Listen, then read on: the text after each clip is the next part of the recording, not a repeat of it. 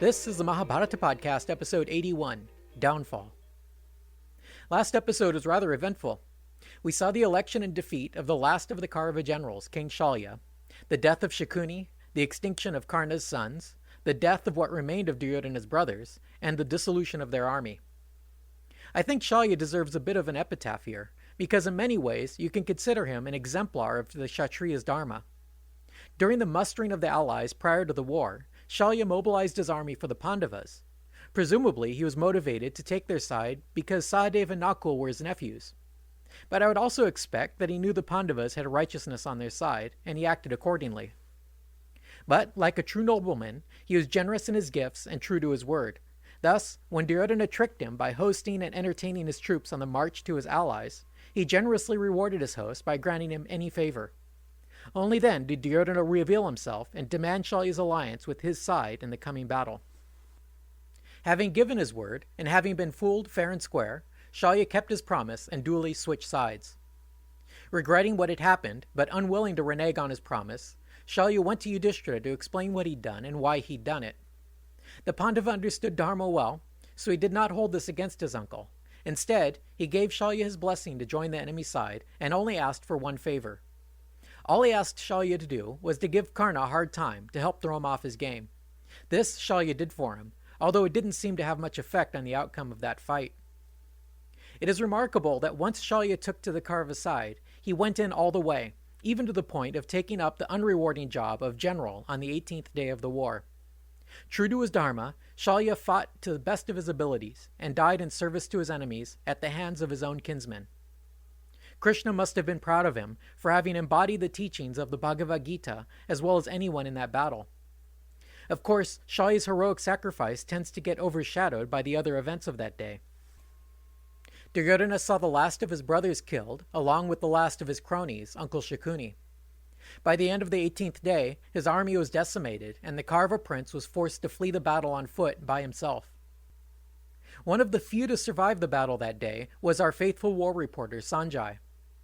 When the war was just about to begin, Vyasa made an appearance at Dhritarashtra's court just so he could grant the king clairvoyance, so he could watch the battle from the comfort of his own throne. In that scene, back in episode 58, Vyasa offers this vision to the blind king, but he turns it down, asking instead that it be granted to Sanjay, who will then recite to him and to us the events of the war. And so, for most of the war, we hear of the action in terms of a dialogue between the blind king and his omniscient charioteer. But somehow, as the war grinds on, this plot device starts to break down, and we hear that Sanjay seems to be participating in the battle in person. By the middle of the 18th day, the divine vision thing is completely forgotten, and we get Sanjay's first-hand account of the final breakdown and collapse of the Kaurava effort. Dhritarashtra's charioteer is defeated in battle and taken prisoner. He's nearly killed by Satyaki, but Vyasa steps in out of nowhere and orders his release. Thus, we get a vivid, first-hand account of Sanjay walking alone in the twilight when he comes across Duryodhana standing by the shore of Lake Dvaipayana in a state of shock. Thinking that they're the only two survivors left from the war, Duryodhana just wants to hide somewhere and sleep. After ordering Sanjay to tell his father of his fate, the last of the Kauravas enters the waters and seals himself up in the lake. Shortly after Duryodhana's immersion, some survivors of the war come down the road and find Sanjay by the lake shore. These are the last of the Kaurava champions, Kripa, Ashvatthama, and Kritavarman. When Sanjay explained to them the fate of their prince, the three heroes addressed the waters of the lake. They said, "Wake up, my lord. We are still prepared to fight for your cause. We may be beaten up badly, but the enemy are in pretty bad shape as well. If we strike them now, and strike them hard, we may still win this battle." From out of the lake, they heard Duryodhana's voice. He said, "I'm glad to know that you've survived the day's fighting, and it doesn't surprise me that you're not ready to give up. But the fact is, we're all pretty beat up from the war, and we need our rest. I, for one, am badly hurt, and I must rest. But tomorrow I'll be better, and then I'll join you, and we'll defeat our enemies. Have no doubt of that." Deeply moved, Ashvatthama swore to his lord that he would yet defeat their enemies. He said, "May I never again enjoy the benefits of the sacrifice if I do not slay the Pandavas in battle. Until they are beaten, I shall not take off my armor." While this was going on, a group of hunters happened to pass by on the far side of the lake, and they noticed these guys talking to the lake.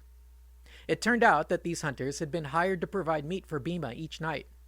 It didn't take long for them to figure out what was going on, and they raced over to the Pandava camp to report what they had observed. Either because of their occupation or their caste or ethnicity, these lowly hunters would not normally have been allowed into the camp. But, expecting great rewards for this information, they went straight to the king's tent to inform him of the Kaurava's whereabouts. The Pandavas, meanwhile, had spent the evening scouring the battlefield in search of Duryodhana. Not knowing whether he was dead or alive, they examined one corpse after the other in search of their cousin's body. It was just when Yudhishthira was beginning to wonder if he'd ever find and defeat Duryodhana that these hunters appeared at his door. The hunters indeed were generously rewarded, and the Pandavas mustered for one final mission to end this conflict. Despite the late hour, the entire army happily marched to the shores of Dvaipayana Lake. Kripa, Ashvatthama, and Kritavarman heard the approach of the enemy, and, since the prince would not come out and fight, they took leave of their lord and rode off to hide. Duryodhana, meanwhile, had frozen over the lake, so it would be impenetrable to any intruders. While the three charioteers rested themselves beneath a distant banyan tree and worried about their prince, Yudhishthira approached the lake, surrounded by his brothers, sons, and allies. Calling out over the lake, the Pandava said, "Hey, Duryodhana, what are you doing down there? After causing so many of your friends and family to die, why are you not trying to save your own life? How can you call yourself a Kuru if you won't come out and fight? It is not becoming of a Kshatriya to run and hide like this. You've enjoyed all the rewards of being a king, so now remember your dharma as a king and either vanquish us or be defeated." Duryodhana heard him and replied, "It's not like that at all. I'm not hiding. I just lost all my guards and allies, so I came here to get some rest. I'm sleepy, that's all. But you get some rest too and come back in the morning, then I'll be happy to fight you." Yudhishthira replied, "No, we've had enough rest, thank you. So come out and give us battle. Either defeat us now, and you may sleep in your own palace, or be defeated and enjoy the bliss of the fallen heroes." Duryodhana said, "Why would I want to rule over what is left of this land after you have killed everyone who is worth ruling over? No, I just intend to curb your pride by vanquishing you, and then I shall retire into the woods. I have no desire to rule over this bereaved empire." Then he seemed to reconsider and said, "You know what? Go ahead and keep this kingdom. I don't want it anymore. You killed all my friends and my brothers and my sons. You can have what's left. I'm going to live in the forest."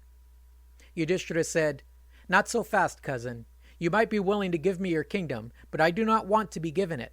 I shall either win my kingdom in battle, or I do not want it at all.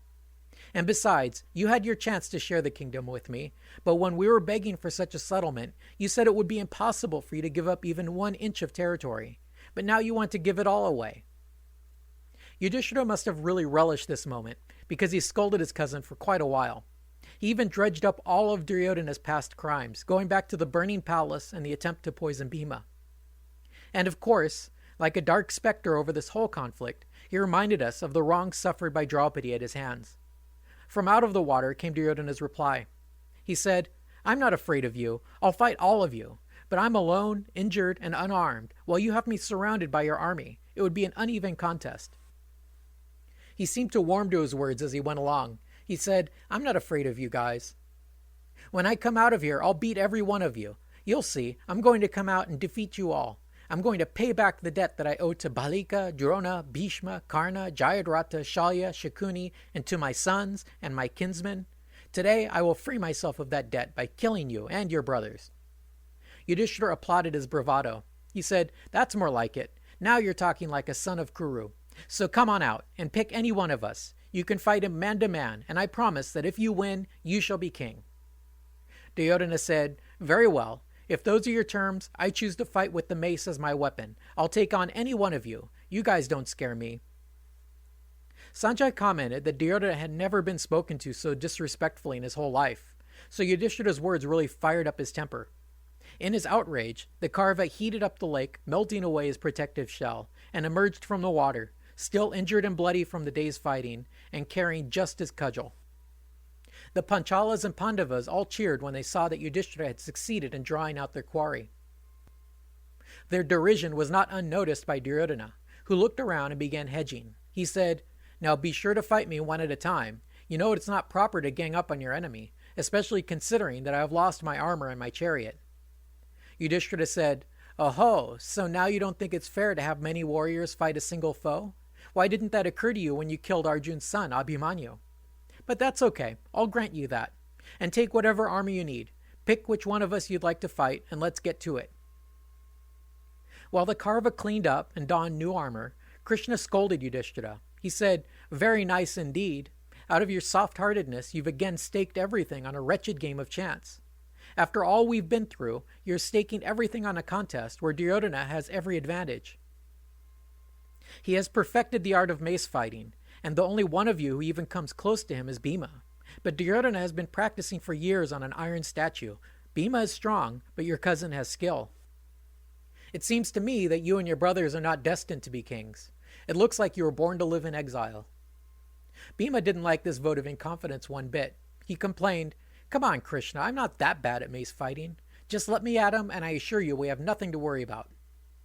Maybe Krishna was just trying to goad them, because he applauded Bhima's bellicosity. He said, "Yeah, that's the spirit. I believe you can beat him, but just be careful. Your opponent has both strength and skill." Bhima drew up his enormous cudgel and faced his opponent, who did not exhibit the least fear or trepidation. Bhima said, "Now I want you to call to mind all the crimes that you and your father have inflicted on us. Remember the fire and what you did to Draupadi, so you may see now the terrible fruits of those actions. It was because of you that our elder Bhishma lies now on a bed of arrows. Because of you that Drona, Karna, Shakuni, and all your brothers were slain. Having caused the extermination of all your friends and allies, only you are still living. And today I shall quell your pride. I shall destroy your hopes and pay you back for all your misdeeds." Duryodhana said, "Enough talking. Yeah, I did some mean stuff, but there's nothing you could do about it. I took all your possessions. I made you live like hobos and work as menials. It was awesome. And so far I've gotten away with it too. Now, if I beat you, I'll get it all back. And if you beat me, I'll attain paradise. Sounds like a good deal to me. Now let's fight."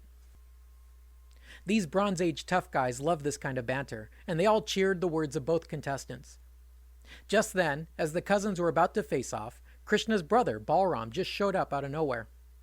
If you recall, Balaram had refused to take sides in the war, so he'd gone off on a pilgrimage. But since he had trained both Bhima and Duryodhana in mace fighting, he didn't want to miss this final contest. The two warriors both knelt and worshipped their guru. Balaram gave them his blessings and then took a seat to watch the action. You aren't going to believe this, but at this very moment, when Sanjay was about to narrate the final battle for his master's kingdom, old Dhritarashtra interrupted him. He first wanted to know more about Balaram's pilgrimage. So what do you think? Shall I go into this long digression about the various pilgrimage spots and the legends surrounding them? Or shall we skip ahead to the fight scene? Having taken the time to read through all these stories, I think you'll be grateful if I just skip over most of it. Somehow, since Balaram had been on a pilgrimage mostly to the sacred fords on the river Sarasvati, some editor thought it would be a good idea to insert about 100 pages of stories to do with these holy places. Some stories we've already heard before, like the one where a cow craps out an army, or the sadhu who bled vegetable juice. Others seem to be astrological myths. They all seem out of place to me, so we'll skip ahead. Just before the contest was to begin, Yudhishthira also paid his respects to Balaram, and Balaram suggested that they move the venue. I guess they had wandered off the sacred site of Kurukshetra, so Balaram suggested that they head back to that hallowed location for this ultimate showdown. Thus, everyone picked up and trudged westward to a clearing in the field of the Kurus, where they picked a flat, sandy spot to have their contest. Sanjay said, with a deep voice, Duryodhana roared joyously, challenging Bhima to battle. As he said this, many terrible portents became apparent. A hot wind blew up clouds of biting dust and rocks, and a thick gloom developed all around them. Thunder roared, meteors fell from the sky, and the sun was eclipsed by the moon. The two combatants ignored all this and just charged at each other with a roar. At first, the cousins circled each other, checking for weaknesses in each other's guard, each dodging the other's blows. But the fight soon heated up. Duryodhana got in the first good blow, hitting Bhima on the side. He parried Bhima's retort and then struck him on the head. But even though his mace vibrated and rang like a bell, Bhima just shook it off and kept fighting. Bhima then brought his cudgel smashing down on his foe, but the Karva dodged it and struck back, hitting the Pandava on the chest. This blow struck home, and Bhima was knocked backwards and seemed momentarily to forget where he was and what was going on. The spectators grew concerned that things might not turn out well. But before the setback could be turned into defeat, Bhima snapped out of it and renewed his onslaught. Whirling the mace over his head, Bhima struck Duryodhana on the side, which knocked him to his knees. At the sight of the Kaurava's fall, the spectators all cheered, but this only made the prince mad. Breathing heavily, Duryodhana got up and swung his cudgel at Bhima's head. Bhima did not dodge the blow. Instead, he held his ground and took it right on the forehead. The mace rattled in his hand, and blood streamed down Bhima's face, but he was otherwise unfazed. Instead, Bhima returned the blow, knocking his cousin flat out on the ground. Bhima then stumbled and fell unconscious as well. By now, a crowd of gods and apsaras had gathered to watch the entertainment, and they helped bring the two back around by raining fragrant blossoms down on their prostrate bodies. While the two combatants struggled to climb back to their feet, Arjun asked Krishna nervously, "Do you think Bhima can beat him?" Krishna replied, "Well, Bhima has the greater strength, but Duryodhana has the skill, and skill wins out over strength, so as long as he plays by the rules, I don't think your brother has much of a chance. But you know, Bhima had already swore to break Duryodhana's thigh, so let him do that. It's normally against the rules to strike below the belt, but since he is fated to do it anyway, he might as well do it now. If your brother insists on a fair fight, then I think your cause is in grave danger. Really, your brother was foolish to stake everything on this contest, so now we'll need to resort to a trick." Krishna went on to justify this. After all, the gods only vanquished the asuras by the use of deception, and Indra had to use a trick to kill Vritra. As Bhima and Duryodhana circled each other warily, Bhima's eyes lit on Arjun, who signaled to him by striking his thigh angrily. Bhima just nodded and began looking for an opening to carry out his brother's advice. The moment finally came when Duryodhana aimed for Bhima's head. Bringing his cudgel up high for a fatal blow, the Kaurava opened himself up for a low blow. Bhima seized the opportunity and swung his mace at Duryodhana's thighs, fracturing both legs in a single blow. Thus crippled, the Kaurava came crashing down to the earth. From all directions in the surrounding woods came the howls of Rakshasas and carrion beasts, while the ground shook. The Pandavas ignored all that and just congratulated each other on their success. Bhima, meanwhile, walked up to his victim and placed his left foot on Duryodhana's head. He said, "You wretch, you once laughed at Draupadi as she was disrobed in court. Experience now the consequences of that insult." Then he gave his cousin a good kick in the head, also with his left foot. I guess I should mention that in Indian culture, there's a strong emphasis on cleanliness. The hands are typically clean and the feet are not. The right hand is cleaner than the left. Therefore, Bhima's left foot would be considered the dirtiest and most insulting way to touch another person, particularly to their head. As Bhima continued to kick Duryodhana, he seemed to have gone a bit mad. Punctuating his words with his kicks, he said, "We have finally turned the tables on you. We are strong and you are weak. But we did not need guile, no fire, no dice, no deception. Only by the strength of our arms did we win back what was ours." Bhima then laughed and addressed his brothers, saying, "Through the ascetic penances of Drupad's daughter, all of those who dragged her, while ill, into the assembly hall are all slain in battle. Those wicked sons of Dhritarashtra, who insulted and cheated us, have been slain by us, along with their friends and relatives, and I don't care if we go to hell for it." He gave his cousin another kick to the head for good measure. Sanjay said, "While Bhima was thus boasting and dancing madly, Yudhishthira finally told him to cut it out. He said, 'You've done what you swore to do, and by that you fought unfairly. So stop this now. You're about to kick his head off. He's a king after all. You're being disgraceful. Look at him. He was once king of the Kurus. And now his kinsmen are slain, his friends and counselors dead, and his proud armies annihilated. He was defeated in battle. You should pity him. His brothers were killed, as were his sons. There's no one to carry on his line." Now weeping, Yudhishthira spoke to Duryodhana. He said, "My lord, do not be angry or blame yourself. Without a doubt, you're experiencing the dreadful consequences of your prior actions.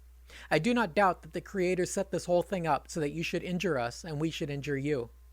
But by having caused all your friends and brothers and allies to be slain, you come now to your own death. You are not to be pitied. On the contrary, it is we that deserve to be pitied. We are the ones who must trudge forward in this world, bereft of our friends and kinsmen. How shall I face the millions of widows? So go now, leave this world. You have surely earned your place in paradise. We, on the other hand, shall be like hell beings. The wives of Dhritarashtra's sons and grandsons will surely curse us all." While Yudhishthira wept, Balram had a very different emotion, rage. He was incensed at how his student had resorted to foul play in order to win. He said, "You've done very badly, Bhima. Never in the history of mace warfare has someone dealt as low a blow as you. The rules are that you never hit below the belt. Those are the rules. Everyone knows the rules. But you stupido, you don't follow the rules. You do what you like." Balaram ranted on like this and worked himself up to the point that he attacked Bhima with his preposterous plow weapon. Krishna had to run out and stop his brother by giving him a bear hug. He also scolded Balaram. He said, "Cool it. The Pandavas are our natural allies. They are the children of our own aunt. Besides, Bhima swore an oath before the whole assembly that he would break Duryodhana's thighs with his mace." The Rishi Maitreya had also reiterated the same curse. Therefore, I do not see anything to fault Bhima with. Be mindful of your temper. The Pandavas are our relatives and our friends. What is good for them is good for us, so just relax, okay? Balaram was still mad, but he had calmed down quite a bit. He still complained. But he broke the rules. You can't just go around picking and choosing what rules to follow. Krishna said soothingly, "It's okay. Take a deep breath. Remember Bhima's oath? And besides, the Kali Yuga is on us, and stuff like this tends to happen in the Dark Age."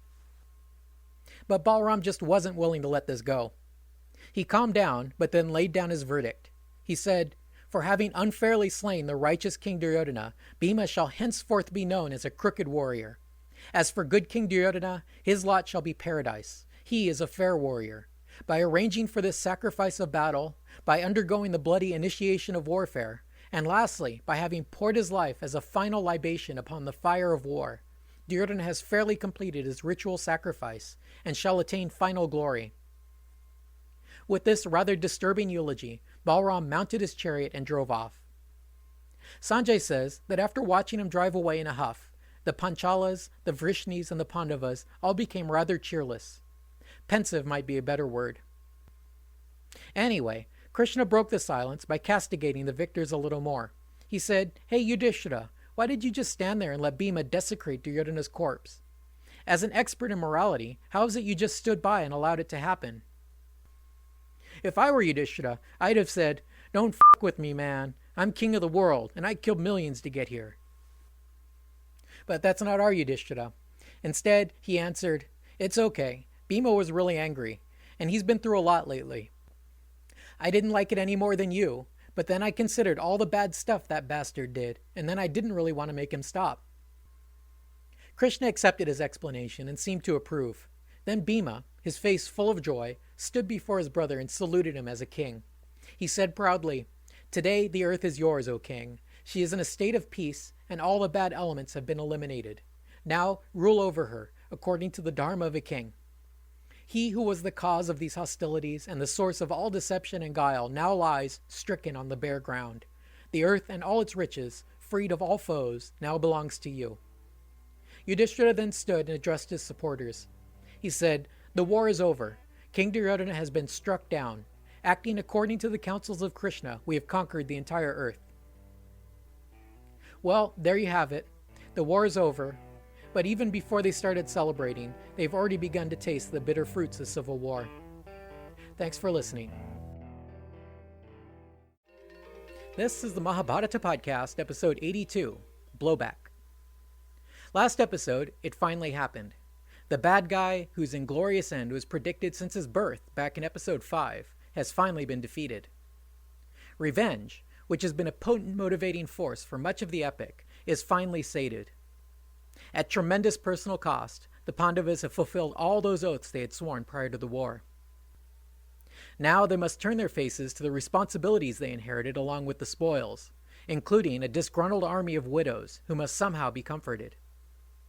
But before we move on, I'd like to give some thought to some aspects of Duryodhana's downfall. First of all, I find it interesting that the fact that he fled the battlefield never seems to be mentioned.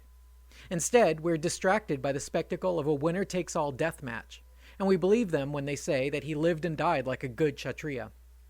It seems to me that if one of the Pandavas had run from battle, they'd have wrung their hands over it endlessly. But maybe that's what divides the good guys from the bad. We live by a higher standard. The other thing that I really have no explanation for is the utility of a lake for Duryodhana's hiding place.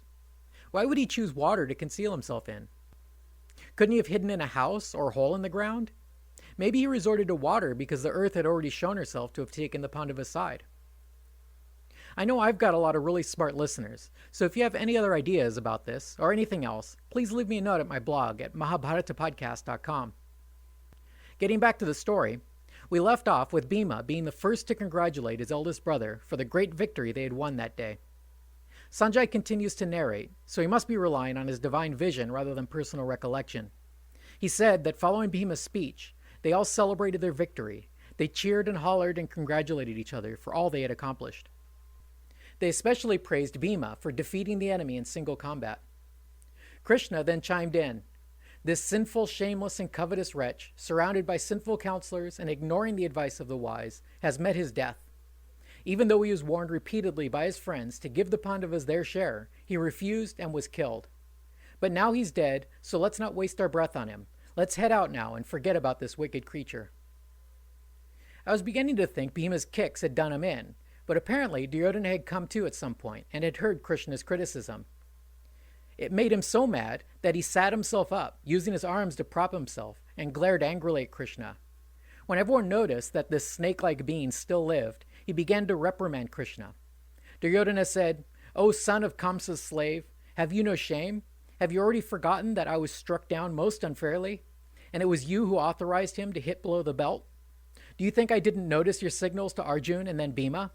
After all the tricks and cheating you've done to win against opponents who never did anything wrong, don't you feel the least bit ashamed? It was you who used Sikandin to kill Bhishma, and it was you who suggested they kill the elephant Ashvatthama. Do you think I didn't know that? Who in this war was more sinful than you? If you had fought according to the rules and fought fairly, you would have never defeated us." Krishna replied, "You have been slain, along with your brothers, sons, kinsmen, friends, and followers, only as a consequence of your sinful ways. It is through your wicked deeds that Bhishma and Drona were slain. Remember that I begged you to give the Pandavas their share, but you refused, even though you knew it would mean your downfall. Everything you blame on me is really your own damned fault. You ignored the advice of the wise, you disrespected your elders, and in your greed and arrogance you did many unrighteous things. And now you are bearing the consequences of those actions." Duryodhana then changed the subject, shifting from anger to gloating. He said, "You know, I was well educated, I gave gifts generously, I governed over the entire earth, and I have met the most fortunate of ends, to die in battle. So who is as fortunate as I? I know that all my brothers and friends have already entered paradise, and I will soon be joining them. As for you guys, you're all screwed. You still have many duties to fulfill, and shall live in this unhappy world, torn by grief." And with those words, our old friend Duryodhana got the last laugh. He literally expired as soon as he was done speaking. As if to punctuate his words, or twist the knife, the heavenly host provided him a similar welcome that they had given Drona. A shower of flowers fell from the sky, while fragrant apsaras sang the glory of King Duryodhana. Even worse, the second verse of their song mentioned that Bhishma, Drona, and Karna, and Bharushravas had been slain unjustly. As they heard these words, Krishna and the Pandavas felt ashamed. As the brothers wept, Krishna tried to comfort them, saying, "Look, those guys were unbeatable under normal circumstances. There was no way you could beat them in a fair fight. It was for your sake that I resorted to tricks. Had I been overly scrupulous, there's no way we could have succeeded. Not even the world guardians could have pulled that off. Remember, even the gods had to resort to trickery when they defeated the Asuras. But now we've won. It's late, so let's go back to camp." Sanjay says that by now Dhritarashtra's last living son, Yuyitsu, had rejoined the Pandavas, and he, Satyaki, Drishtadyumna, Sikandi, the 5 Draupadayas, and the surviving Panchala, Srinjaya, and Pandava warriors all made their way back to camp. Along the way, they passed by the Kauravas' denuded encampment. They paused a while to take a look at Duryodhana's former headquarters, which now lay in ruins, with confused and dejected women, eunuchs, and old men peeking out from behind furniture. Sanjay says that after they took in the prospect of fallen glory, they set to looting the place. He put it this way: "Those heroes entered the encampment and picked up the military treasury, many jewels, and much wealth. They also found silver and gold, gems and pearls, and many costly ornaments. They took innumerable slaves, both male and female, and many other things necessary for kingship. Having obtained the Kauravas' inexhaustible wealth, they uttered loud cries of exultation. When they finally arrived at their own camp, Krishna cautioned Arjun before dismounting the chariot. He advised, First, put down your bow and quiver, and I will follow you off the chariot. Carefully now." Without questioning, Arjun did as he was told and stepped off the chariot. Krishna then followed, and as soon as he left the vehicle, the ape on their banner vanished, and then the chariot instantly blazed up and burned into a heap of ashes, cremating the horses, yoke, wheels, and all. Krishna explained that the chariot had been pounded by so many potent weapons and magic spells that the only thing that held it together was Krishna's own yogic power.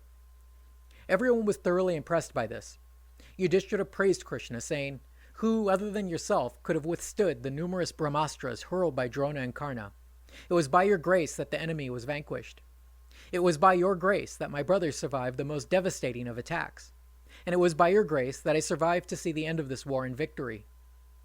I remember at Upaplavya, the great Rishi Vyasa told me that where there is righteousness, there is Krishna, and where there is Krishna, there is victory." As they were about to turn in for the night, Krishna made a suggestion. He said, as an initiatory act of blessedness, we should camp outdoors, outside the camp, for the night. The brothers weren't about to question Krishna after all they'd been through, so they readily agreed.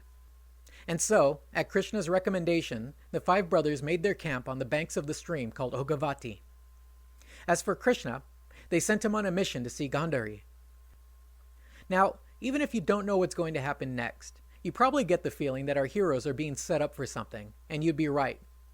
One of our fellow listeners, Arjun's great-grandson, Janamejaya, knew what happens next, and so he interrupted Vaisampayana's narration and pressed him on how it was that they dismissed Krishna at such a moment of great instability. Janamejaya put it this way: "Why on earth did Yudhishthira decide to send Krishna to Gandhari of all people? I mean, he went to Hastinapur last time practically begging for peace, and they tried to mug him. Why would he want to hurry over there to do anything for those people?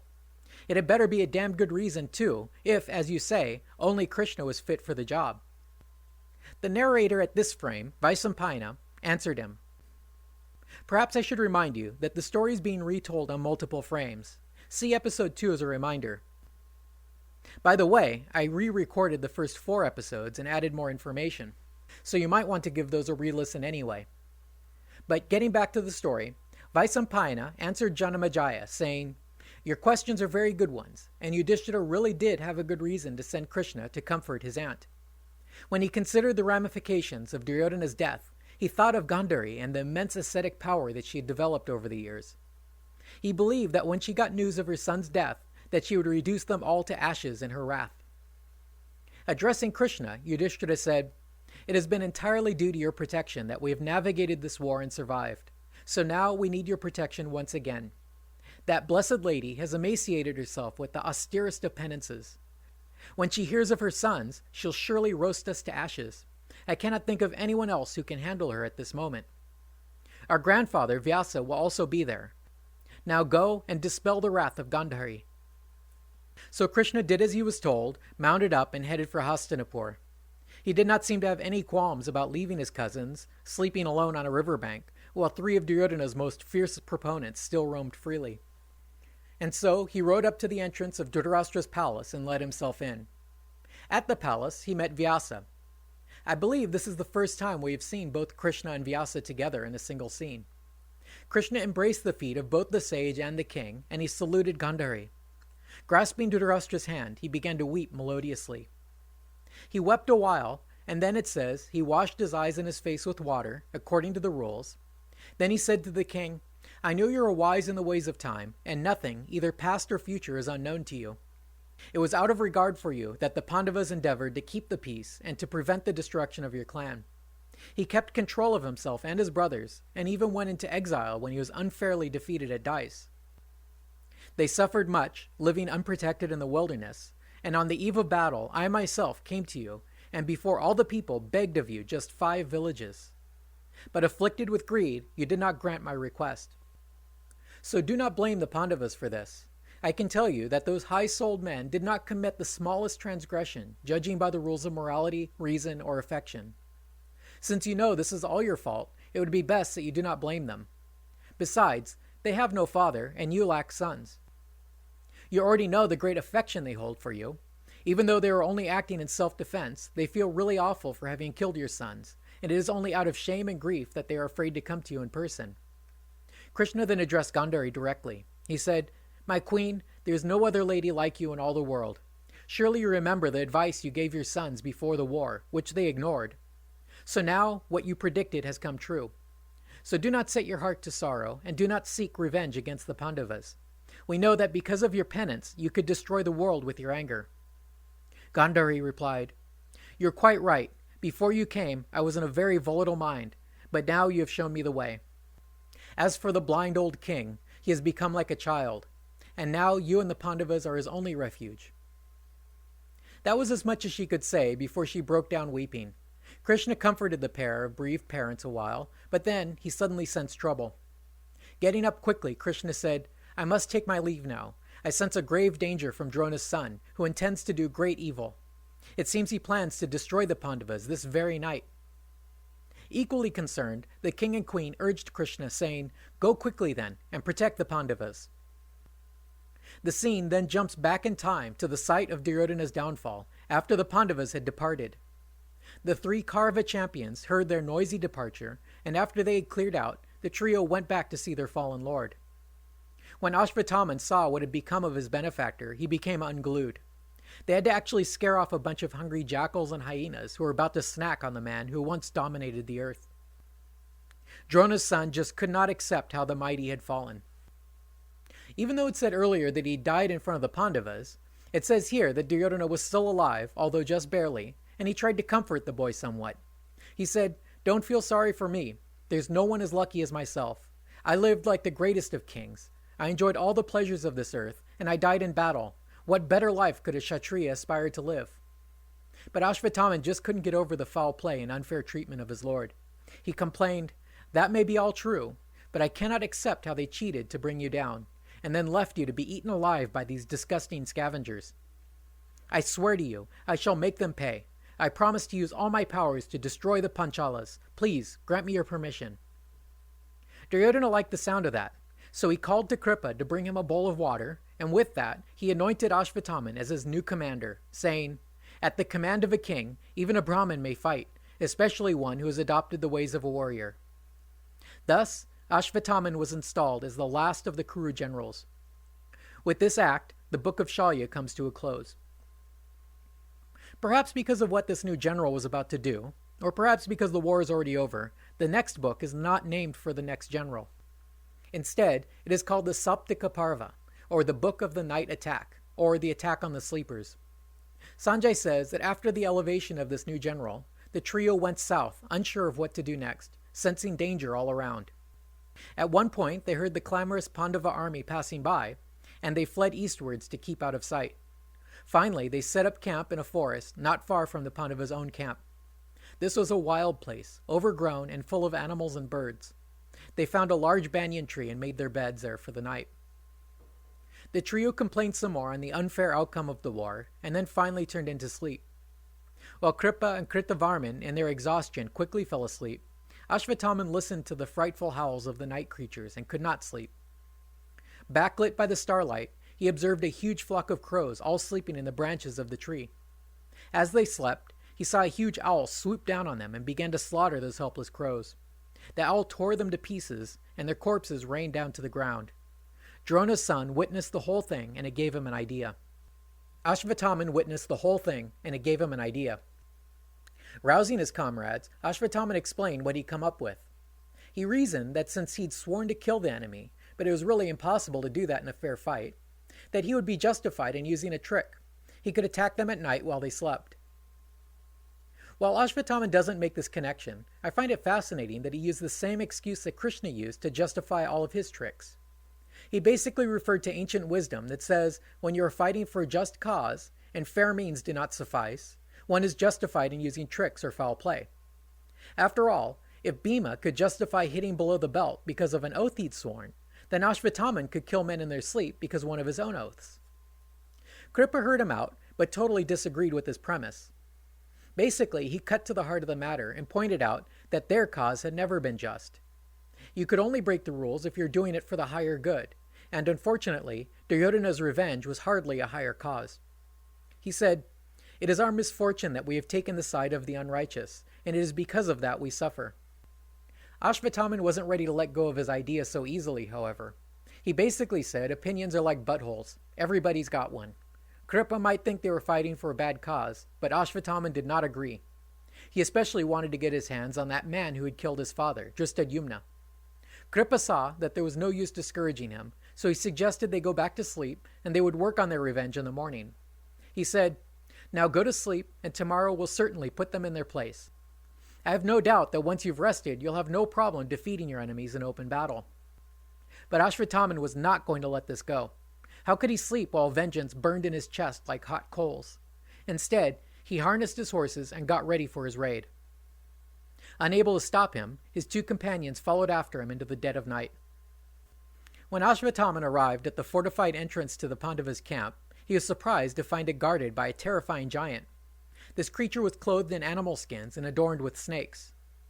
Drona's son immediately attacked it, but found his weapons were simply absorbed harmlessly by the monster.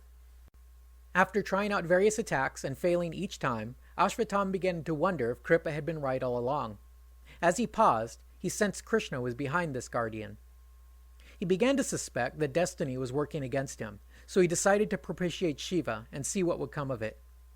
Solemnly, Ashvatthama stepped down from his chariot, bowed his head reverentially, and then prayed to Shiva, saying, "I seek the protection of him called Ugra, Stanu, Shiva, Rudra, Sharva, Ishvar, Girisha, and of that wish-granting God who is the creator and lord of the universe, of him who destroyed Daksha's sacrifice, of him who resides in cremation ghats, who wields the skull-topped club, who is called Rudra. Having purified my soul, I offer myself as your victim. I offer you the 5 elements of which my body is composed." As soon as he spoke these words, a golden altar appeared before him, with a brilliant flame burning on top. All around, as witness to his offering, appeared a vast host of demonic beings. These were monstrous creatures with bodies of giants and the heads of animals. They were horrible hell beings who fled on blood and carrion. Sanjay said that these were all devout worshippers of Shiva, and Shiva loved them in return. These monsters totally supported Ashvatthama's plan to kill his enemies in their sleep, and they encouraged him to seal the deal. Sanjay said, "Bows were the fuel, and arrows were the ladle, and his own mighty soul was the libation." The wrathful son of Drona offered up his own soul as the sacrificial victim. Clasping his hands together in prayer, he said, "I pour out my soul as a libation on this fire. O Lord of the universe, I offer up myself as a sacrifice to you, since I am unable to vanquish my foes." The fire on the altar then blazed up, and Ashvatthama unflinchingly entered the fire. Shiva was quite impressed with this, so he appeared to Ashvatthama. Shiva said, "You know, Krishna is a friend of mine, and he's always been my best devotee. It is for his sake that I have protected the Panchalas. But it just so happens that the winds of fate have shifted, and the Panchalas' time is up." As he spoke, Shiva moved into Ashvatthama's body, infusing him with divine energy. In his hand appeared a fine polished sword. Now charged with Shiva's energy, Ashvatthama strode unobstructed into the camp of his enemy. Trailing behind, like a Halloween parade from hell, Shiva's escort followed him happily into the grounds. Just then, Kripa and Kritavarman rode up and waited at the gate to prevent anyone from getting away while their friend did his wicked business. Almost instinctively, Ashvatthama knew where to go first, straight to the tent of the man who killed his father, Drishtadyumna. Entering the tent like the spirit of death, he found his victim sleeping peacefully on a silk bed. Ashvatthama roused his enemy with a swift kick. His victim awoke and recognized his killer, but before he could defend himself, Ashvatthama grabbed him by the hair, drove his face into the dirt, and kicked the prince of the Panchalas mercilessly in the throat and chest. It says that Drona's son endeavored to kill him as if he were an animal. As Drishtadyumna gasped and struggled, he realized he was doomed. So he just made one request. He said, "Son of my guru, kill me with a weapon so I may die like a warrior." His assailant was probably hoping he'd say that. Ashvatthama said, "You wretch, there is no paradise for those who kill their teachers. For what you've done, you shall die like an animal." Howling madly, he kicked and kicked until Drishtadyumna was dead. All the racket roused the women and guards, but when they saw Ashvatthama's demonic form, they figured he must be a powerful asura, so they kept out of his way. Ashvatthama then mounted his chariot to find other victims. The wailing of the women finally gave Drishtadyumna's guards some courage, and they surrounded Ashvatthama's chariot. Ashvatthama killed them all with the magical blast of his Rudrastra. He then proceeded to kill every Panchala he could find. The sleepers finally mounted a defense, led by Sikandin and the 5 sons of Draupadi, and they all began firing arrows at Drona's son. Ashvatthama drew his magic sword and shield and jumped down to fight them hand to hand. Yudhishthira's son, Pratavindya, was stabbed in the chest and died. Bhima's son, Sutasoma, struck back with a lance but got beheaded in return. Shatanika, Nakul's son, picked up a spare wheel and threw it at Ashvatthama, but that only made him more angry. After knocking the boy to the ground, he cut off his head. Arjun's son got chopped in the face and died. Sahadev's son had kept his distance, firing arrows, but now Ashvatthama went for him, cutting off his head before he could react. Meanwhile, Sikandi fired an arrow that struck Ashvatthama in the forehead. This got his attention, and he cut Sikandin in half with his sword. Having broken their resistance, Drona's son proceeded to exterminate everyone remaining in the camp. Careening madly, he drove his chariot over the tents and bodies of his victims, madly chopping and blasting everyone in sight. As for those who tried to escape, Kripa and Kritavarman were there at the gates, waiting for them, and they gave no quarter.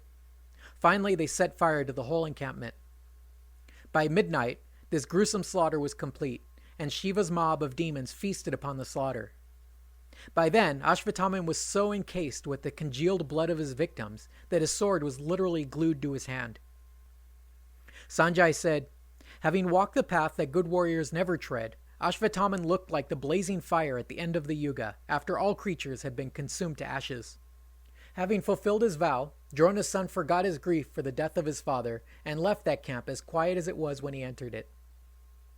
Somehow, this is still being presented as a dialogue between Sanjay and Dhritarashtra, so the blind king interrupted with a question. He asked, if Ashvatthama was able to slaughter the enemy that easily, why didn't he do it earlier, before Duryodhana was defeated? Sanjay's answer was that it all had to do with the fact that the Pandavas and Krishna and Satyaki were away that night. Had they been there, they could have protected their sons and allies.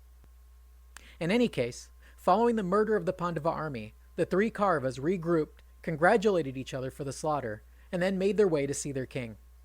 They found him still alive, but just barely. He was puking blood and trying to fight off the wolves and hyenas that patiently awaited his death. The 3 warriors wept when they saw the plight he was in, and Ashvatthama knelt before him and said, "On the side of the Pandavas, only 7 yet live. Those are the Pandavas, Satyaki, and Krishna. All the sons of Draupadi have been killed, as well as the sons and grandsons of Virata. Your enemies are childless." Duryodhana heard the news and smiled one last time. He said, "At last you have done what Bhishma, Karna, and Drona could never do. I feel like Indra himself. Blessings be upon you, and may we meet again in paradise." With those words, Duryodhana finally expired. Sanjay concluded, having provoked the battle first, he was slain by his foes at last. The 3 heroes embraced each other and mounted their chariots. Even thus, the armies of the Kurus and the Pandavas have been destroyed. Great and terrible has been the carnage caused by your evil policy. After your son had ascended to heaven, I became afflicted with grief, and the spiritual sight which Vyasa gave me departed. Vaisampayana said that when the king heard of his son's death, he breathed long sighs and became plunged in great anxiety. That's all for now. It looks like an eye for an eye made the whole world blind. How much more vengeance can there be left in our heroes? Find out next time. Thanks for listening. Last episode was pretty rough. According to all the rules of storytelling in ancient fables, the good guys are supposed to vanquish their enemies and then live happily ever after. But our story defies all the conventions. Instead, the war seems to have shattered all the bonds that held society together. And while the defeated enemy walk off stage to enjoy paradise, our heroes are left to deal with the mess that has been left over. As in so many civil wars of our time, the survivors on both sides nurse enough grudges to keep them killing their enemies until there's no one left alive. We've nearly reached that point in the story. Of the Kaurava combatants, only Kripa, Kritavarman, and Ashvatthama still live, while the Pandava side was just exterminated by Drona's son in his lust for vengeance. Only the 5 brothers, Krishna and Satyaki, survived the massacre. I find it fascinating that in many ways it was Krishna who opened the doors to Ashvatthama's wicked blood oath. Before Krishna and his tricks, there were solid rules in warfare. There were certain things you just didn't do, such as striking an unarmed man, or using ruses, or hitting below the belt. Arjuna in particular recoiled at any breach in the niceties of war. But Krishna had to continually remind him that for a just cause, it was okay to use tricks, and bend or even break the rules. Although Ashvatthama never cites Krishna in his own justification, he presents a strikingly similar argument. Just as Bhima was justified in striking below the belt because he had previously sworn an oath to do so, Ashvatthama justified killing thousands in their sleep because he'd sworn to kill them, and knew no other way to fulfill that oath. Thus it was Krishna who got everyone going down this slippery slope, and it seems we might keep sliding until there's no one left alive. All of the Pandava sons are now dead, as is also the entire legitimate line from Dhritarashtra. Thus, it appears the main outcome of the conflict is that the Kuru dynasty succeeded in bringing about its own extinction. So even if the Pandavas were justified in their fight, was the war worth it? What's the difference between Krishna's tricks and Ashvatthama's midnight raid? Didn't they both result in the annihilation of the old order? I guess that's why we needed the story of the partial incarnations. Because if we're going to make any sense out of this horrific slaughter, it must be that the slaughter was indeed the whole point of the exercise. There were demonic spirits incarnated even among the Pandavas' allies, and Mother Earth needed to be saved from all of them, regardless of which side of the battle they took. Thus, in the big picture, Shiva and Ashvatthama are just as much instruments of fate as Arjuna or Bhima. Of course, fate's most crucial instrument for this story is the Pandavas' corporate wife, Draupadi. It was her steely determination that impelled her husbands to pursue this war, and also to see it through to the end. She will continue to drive the story forward when she finds out what happened to her sons. We left off last time following the surviving Kauravas as they slaughtered all that remained of the Pandava sons and allies. By dawn of the next day, day 20 since the war started by my calculations, they returned to Duryodhana, where they found him still alive. He lived long enough to hear the news of the massacre, and then he died with a smile on his face. The scene then shifts to the Pandavas, who had spent the night sleeping on a riverbank. It looks like Satyaki had been with them as well, which is why he survived the massacre, or at least failed to prevent it. The 6 of them were woken that morning by Dhristadyumna's charioteer, who had somehow managed to escape the massacre.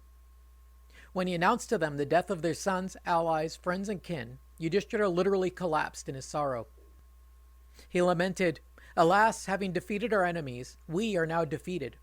Who can make sense of any of this? We carried out our dharma and killed so many enemies, only to be decimated in turn by them.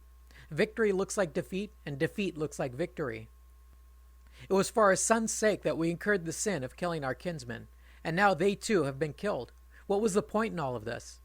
My friends and allies had survived Bhishma, Drona, Karna, and Shalya, all to be killed ignominiously in their time of triumph. And now we must break the news to Draupadi." When they had recovered somewhat, Nakul was dispatched to Upaplavya to retrieve the queen, while the others went to camp to survey the damage. There they saw their sons and in-laws all dead and chopped up, along with their entire vast army all in ruins. Again the brothers collapsed in their sorrow and could not be roused for some time. The brothers had recovered somewhat by the time their wife arrived. Draupadi had already heard the news, and she ran to Bhima for comfort. First, with a tone of bitterness, she congratulated Yudhishthira for his great victory, but she moved quickly on to the subject of revenge.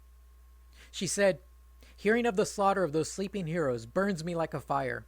If Drona's son is not made to pay for this, then I shall sit here until I die." With that, the queen sat down in a yoga posture, determined to neither eat nor drink until her vengeance was sated. She said, "I've heard that Ashvatthama was born with a diadem on his head. Bring that to me, and only then shall I make an effort to continue living." Perhaps as a rebuke to Yudhishthira, she spoke to Bhima directly, saying, "There's no one as tough as you, so promise me you will slay that wicked son of Drona."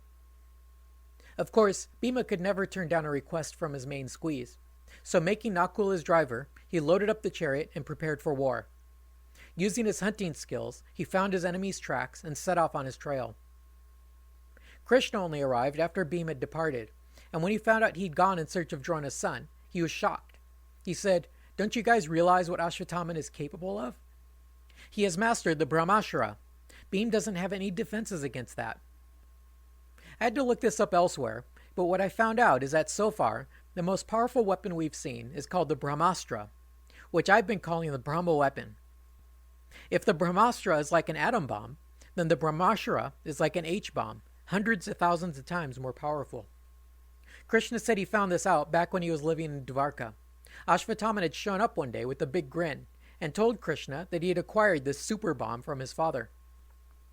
Drona's cocky son offered to trade it in exchange for Krishna's Sudarshana Chakra.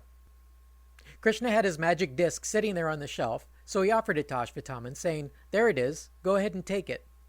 But Ashvatthama, try as he might, could not even make it budge. It was just too heavy for him. Krishna said that he then scolded Ashvatthama, saying, "You know, even my best friend Arjun, who fought Shiva to a draw, never asked me for my weapons. Nor did my son Pradyumna, nor my brother Balaram ever consider doing such a thing." Unabashed, Ashvatthama even confessed that had he gotten the chakra, he would have used it to defeat Krishna and make himself master of the universe. Krishna concluded saying, "He is wrathful, restless, and cruel. He is master of the Brahmashtra, so you better make sure Bhima is protected from that." After hearing this warning, Arjun, Yudhishthira, and Krishna all piled onto a single chariot and set off after Bhima. Since Bhima wasn't one to try covering his tracks, they soon caught up with him, and together they pursued Drona's son. Eventually, the trackers came up to the banks of the Ganga River, where they saw a gaggle of rishis, including Vyasa, and sitting with them was Ashvatthama. As soon as he laid eyes on him, Bhima drew an arrow to his bow and said, "Freeze!" Ashvatthama did not hesitate. He grabbed a blade of grass and charged it up with his Brahmashtra weapon. Directing it to destroy the Pandavas, he launched the missile. As he did this, Krishna nudged Arjun, who knew what to do. Jumping down, bow in hand, Arjun charged up his arrow with the same weapon, but as a countermeasure. It says that he wished the best for both Drona's son and for themselves, and then fired his own weapon, directing it to neutralize Ashvatthama's attack. As these missiles flew, the earth shook and the sky seemed to totter from its position. The two great rishis, Narada and Vyasa, then intervened. Themselves invulnerable to any force, they held the two missiles in place and said, "You know, several of your generals had also this ability, but they chose to die rather than destroy the whole universe. What are you guys doing here?" Obediently, Arjun withdrew and defused his own missile, but he protested, "I only launched this to neutralize the other. I trust you guys can handle this, otherwise we'll all be killed." It says that while summoning the Brahmashtra is difficult, withdrawing it is much, much harder. Only Indra and Arjun really had that level of skill. Arjun only had that ability because he kept himself pure and without sin. Ashvatthama could hardly say the same, so he was unable to stop his missile, now that it was in flight. He complained, "I only fired it because Bhima cheated and killed my friend. Those Pandavas are bad guys, and I only wanted to kill them, that's all." Vyasa said, "My child, Arjun is patient and honest and true to his dharma. Why would you want to kill such a good man along with his brothers? Don't you know that when this weapon is used, everything dies and rain won't fall for 12 years? The Pandavas only seek peace, so why don't you withdraw your attack, hand over your diadem, and the Pandavas will let you go in peace." Ashvatthama said, "I'd like to help you, but you must realize that my gem is very valuable. Whoever wears it loses all fear of anyone and is immune to all disease. As for the missile, I couldn't withdraw it if I wanted to, but I'll do this. I'll direct it at the wombs of their women instead." If you recall, back at Upaplavya, Arjun's son Abhimanyu had married Virata's daughter Uttara. While Abhimanyu and all his half-brothers had been killed, Uttara was pregnant with Arjun's grandson. Thus, Ashvatthama's weapon would make the other women sterile and would kill Uttara's unborn son. There was a problem, however, in that Krishna had already promised that girl a son. Ashvatthama said, "Sorry, Krishna, but it looks like your promise will go unfulfilled." Krishna said, "It's okay, go ahead and kill him. I'll just revive him. He shall be called Parikshit, and he shall be king for 60 years. But as for you, slayer of children, you shall bear the consequences of that sin. For 3,000 years you shall wander the earth alone and afflicted with every disease and illness. Stinking of blood and pus, you shall be an outcast and shall live in the marshes and jungles. Meanwhile, your victim, Parikshit, shall be a great and learned king and shall live a full life." Ashvatthama accepted his punishment, and, handing over his diadem, he walked off into the woods to live out his sentence.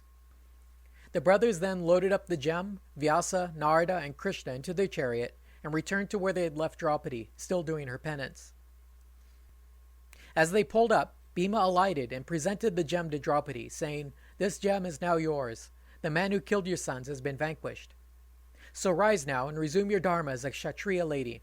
And remember, when Krishna set off on his peace mission to the Kauravas, it was you who told him, 'I have no husbands, I have no sons, and you are dead to me if you pursue peace.'" Bhima went on, "So now you've gotten your wish. The wretch Duryodhana has been slain, and I have drunk Dushasan's blood. No one can criticize us now. As for Ashvatthama, we set him free out of respect for his caste. But his reputation is destroyed, and we have taken his gem. He is now impotent." Draupadi said, "All I wanted was to pay back those who injured us. Now let the king wear this gem on his head." Our narrator says that the king took the gem and placed it on his head. He looked beautiful, like a mountain with the moon rising above it.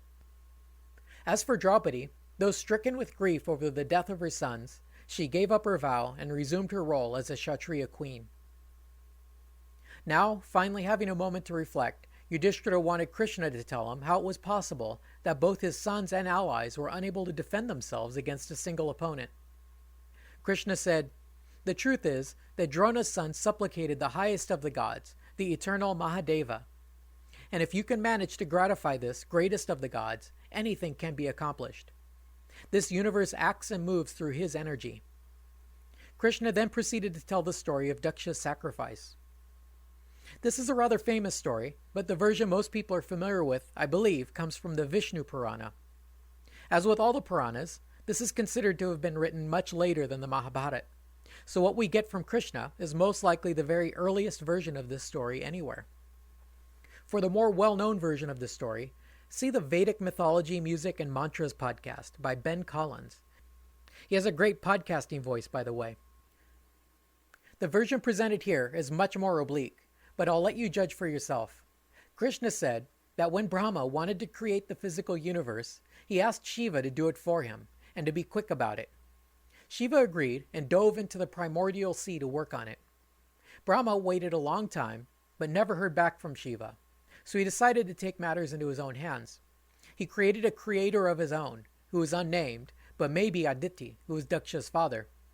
This unnamed creator was also directed to create the world, but he hesitated, knowing that Shiva had already been assigned the same task.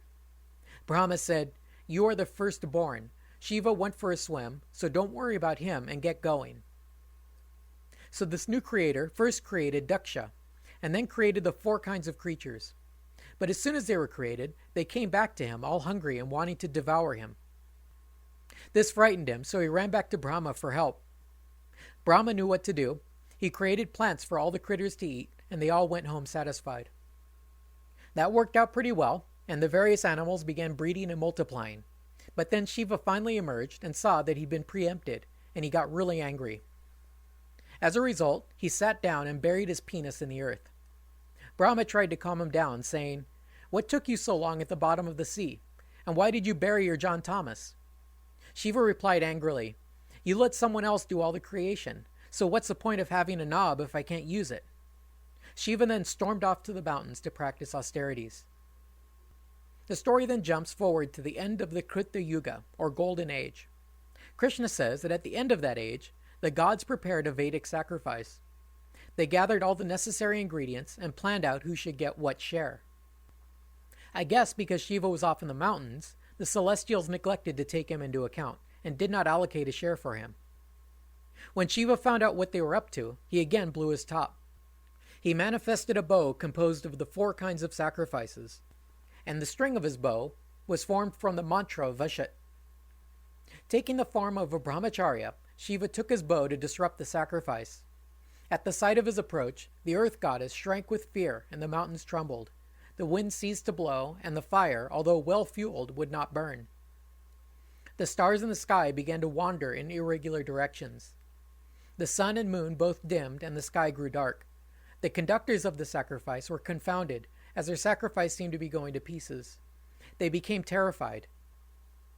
Shiva then fired an arrow into the heart of the sacrifice, and the sacrifice, taking the form of a deer, raced away along with the fire god. As the deer soared through the sky, it blazed forth in beauty. With the departure of the sacrifice, the gods lost all their vitality and were stupefied. Then Shiva returned and angrily broke Savitri's arms, plucked out the eyes of the Aditya Bhaga, and knocked out the teeth of the solar deity Pushana. Then, with their right all in disarray, the gods tried to flee, but, deprived of their powers, they just fell to the ground like dying birds. It says that, at the sight of the fallen gods, the rishis uttered a cry, and the string of Shiva's bow snapped. Freed of tension, the bow then stretched into a straight line. Then all the gods and rishis threw themselves at Shiva's feet. Shiva was gratified by their supplication and threw his wrath into the sea, where it took the form of a fire. It says this fire is always employed in consuming the element of water. Shiva then gave Savitri his arms, Bhaga his eyes, and Pushana his teeth, and he restored the sacrifice. Now that Shiva was properly propitiated, the world once again became calm and stable. Having learned from their mistake, the celestials assigned to Shiva the offering of ghee in the fire and Vedic sacrifices. Krishna said that when Shiva Mahadeva gets angry, the whole world becomes agitated, and when Mahadeva is content, the whole world becomes safe again. Krishna then explained that Ashvatthama was only able to vanquish the sleepers because he had gratified Shiva. He concluded with the advice, "Therefore, you should not let your mind dwell on what has happened. It wasn't Drona's son who did that to you. It was only done through the grace of Mahadeva. So now let's move on." This ends the Saptika Parva, which is the rather short 10th book of the Mahabharata. This is also a good stopping point, so we'll end it here for now. But before we go, I'd like to thank all of you who have stuck it out and made it this far, and especially all of you who have left comments on my blog. I really appreciate your words of encouragement, and I've learned a lot from many of your comments. Now, some of you may be wondering how much of the story is left to go. By looking at where we are in my favorite abridgment of the epic, which is by Krishna Dharma, presumably a pen name, we're roughly through 90% of the story. But in terms of books, or parvas, we're only at book 11 out of 18. In terms of raw text, however, I have a harder time judging because I do not own a physical copy of the unabridged epic. But I do have a complete copy of Ganguly's translation in my Kindle, and it says we're only 62% through this translation. This means somehow we're 92% of the way through the story, but we're barely more than halfway through the text. If you're curious what can possibly fill so many pages from here to the end of the book, well, so am I. I know a lot of it consists of Bhishma's teaching on Dharma, which I intend to skim over at a high level. But as for the rest of it, we'll have to find out together. I plan to push on with this podcast to the very end of the epic, so I hope you'll join me on this final leg of our journey through the world's longest epic. Thanks for listening. This is the Mahabharata Podcast, episode 84, The Book of the Women. Last time, the colossal violence of the vengeance-fueled war finally let up a bit when Ashvatthama was spared his life and allowed to go free to live out his 3,000-year curse. I seem to recall from other versions of the epic that Drona's son was cursed to live until the end of the Kali Yuga, or even until the next Golden Age. But if the 3,000-year curse is to be believed, then it is possible that he will die any day now. Following the chastisement of Ashvatthama, Krishna explained the boy's actions by blaming Shiva. As a sort of example of how crazy and violent Shiva could be, he told the story known as Daksha's sacrifice. Hopefully you've checked out Ben Collins' podcast about Daksha's sacrifice. That would be the version presented in the Vishnu Purana. If you're familiar with that version of the story, you'll probably have noticed that the version of the Vishnu Purana is more like a fable than the version we get here. In that version, Daksha seems like a regular Brahmin who has married his daughter to a troublesome sadhu, Shiva that is, and when he fails to treat his son-in-law with due respect, Shiva wreaks havoc on his father-in-law's get-together. In our version, which I believe is far older, Shiva seems more like a force of nature, literally. In fact, the best explanation I can come up with is that this is a primitive description of some half-remembered science experiment. Imagine if you were a physicist trying to explain a quantum mechanics experiment to a primitive group of hunters. You would have very few common points of reference. Just like the legend of the Amrit seems to describe the precession of the equinoxes, I get the impression that in the story of Daksha's sacrifice, Shiva is some kind of force of nature that, if not taken into consideration, can destabilize the very fabric of reality. What has happened over time is that we've lost the key to really understanding this myth. For centuries now, Western scientists have given the impression that we've nearly figured everything out. If we just had a couple more equations, we could explain all physical phenomena. But on the contrary, I think we barely understand anything yet, and that may be why Daksha's sacrifice still sounds like a quaint fable. Perhaps one day, when we truly understand the nature of time and space, we'll realize this story is an allegory and a warning about respecting the fundamental forces of nature. But until then, we'll continue to tell this story as if it were a gripping yarn about a stuffy Brahmin whose sadhu son-in-law crashes his party. Getting back to the story, we left off at the end of the Saptika Parva. The next book, called the Shri Parva, or the Book of the Women, opens with Dhritarashtra lamenting his misfortune. We're pretty familiar with Dhritarashtra's laments by now, and Sanjay's reply was the usual scolding he gave whenever the old guy started feeling sorry for himself. The king's half-brother Vidura was there, and he also gave a philosophical consolation to his king. In short, he said that our birth is a tragedy in itself, and that we enter the world covered in filth and burdened with all the sins of our past lives. We then get distracted by our senses and the temptations of the world until we get so deluded that, despite our constant suffering, we fear and dread death as the worst possible punishment, when in fact it is to our greatest relief when we leave this mortal coil. Vidura then gave an interesting parable of a Brahmin who got lost in the woods. This forest was teeming with dangerous animals, and as it was growing dark, the Brahmin began to panic. He began to run aimlessly, with the hope of stumbling out of the woods by accident. Then he noticed nets on either side, like hunters drive their prey, and at the end of the path stood a frightful woman, arms outstretched to capture him. Behind him he saw 5-headed snakes, but before he could change course, he fell into a pit. As he plummeted, he got entangled in creepers and vines, until he found himself dangling head down in the open pit. Below him he saw a giant snake and an elephant that had 6 faces and 12 feet. So there he hung, with no way to get out of that predicament. He considered himself fortunate when he found a honeycomb hanging nearby. Vidura says that despite the fact that the honey induced a horrendous thirst, the Brahmin continued to eat it. Vidura said, unsatisfied after repeated draughts, the Brahmin desired more, and even then the man did not become indifferent to life. Even there he continued to hope for deliverance. While black and white rats gnawed at the roots of the tree, there was great fear in that forest. Fear of the snakes, fear of the giant woman, fear of the elephant, and fear of the bees. But despite that man's awful predicament, he never for a moment lost his desire for preserving his life. Dhritarashtra listened to this and said, "Wow, where is that place? That sounds terrible. Why would a guy want to go on living like that? If it is possible to rescue this man, I sure would like to help." Vidura answered, "This is a parable for those who are wise in the dharma of salvation. What we described as a terrible forest is in fact this world that we all live in. The beasts of prey are the diseases that we are all prone to. The monstrous woman is old age and decrepitude, which relentlessly destroys our looks and health. That which I described as the pit is the human body, and the snake at the bottom is time, which eventually destroys all things. The vines and creepers that hold our friends suspended in the air are the desires and attachments that carry us through each day. The elephant represents the year, with 6 seasons and 12 months, while the rats are the minutes and seconds that continually undermine and weaken all things. The swarming bees are our desires, while the honey represents the physical pleasures that are to be had in this life. The wise know this to be true about life, and it is through this understanding that they free themselves from its bonds." Dhritarashtra said, "Wow, you're really good. I'm feeling much better now. Now tell me more." Vidura went on to describe the human body as being like a chariot, with the senses as the horses, and our soul as the driver. Our reins are made up by our knowledge, reason, and understanding. The journey we are taking has as its destination moksha, or enlightenment, and each leg of the journey is a single lifetime on the earth. Just as a journey may require multiple stopovers, some people who are more focused on their destination keep their horses reined in and reach their objective with as few stops as possible. The unwise allow their horses to wander any direction that pleases them, and they end up taking a very prolonged journey, spanning countless lifetimes.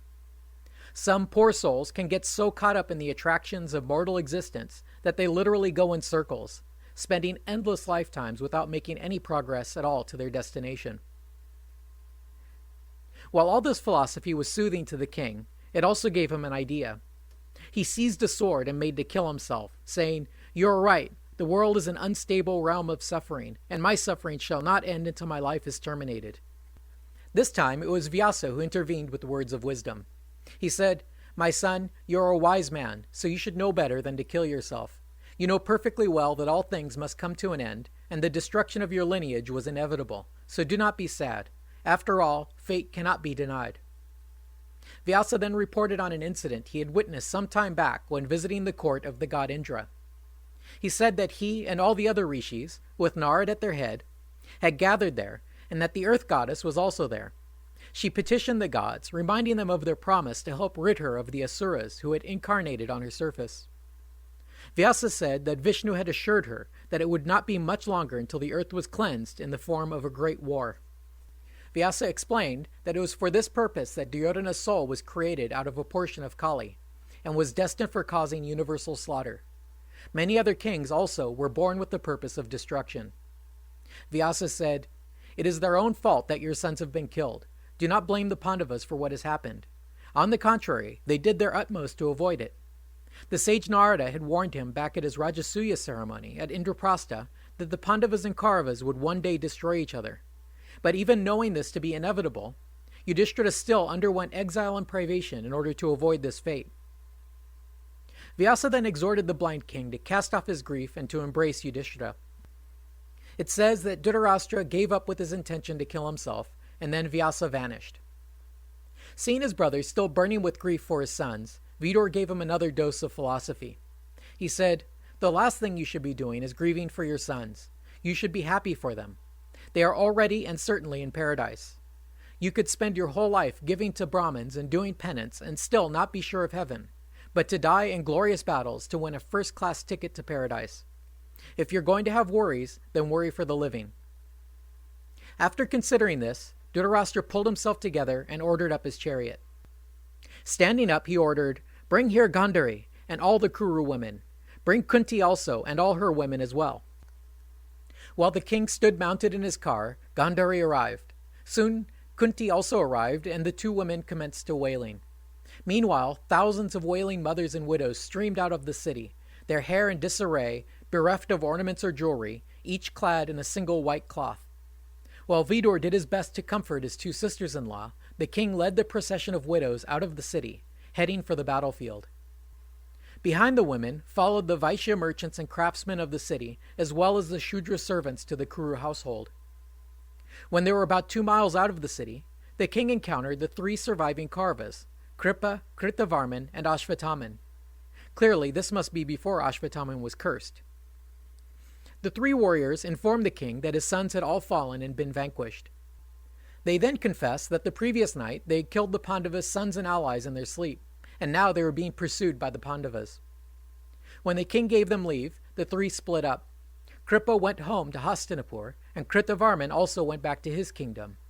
Ashvataman left for Vyasa's ashram, which is where we found him last time, and he got cursed to roam the earth. The party of mourners then continued on their journey to Kurukshetra, following the course of the river Ganga. It was along the banks of that sacred river that Yudhishthira intercepted his uncle. Presumably by now, the Pandavas were returning from the scene of Ashvataman's downfall.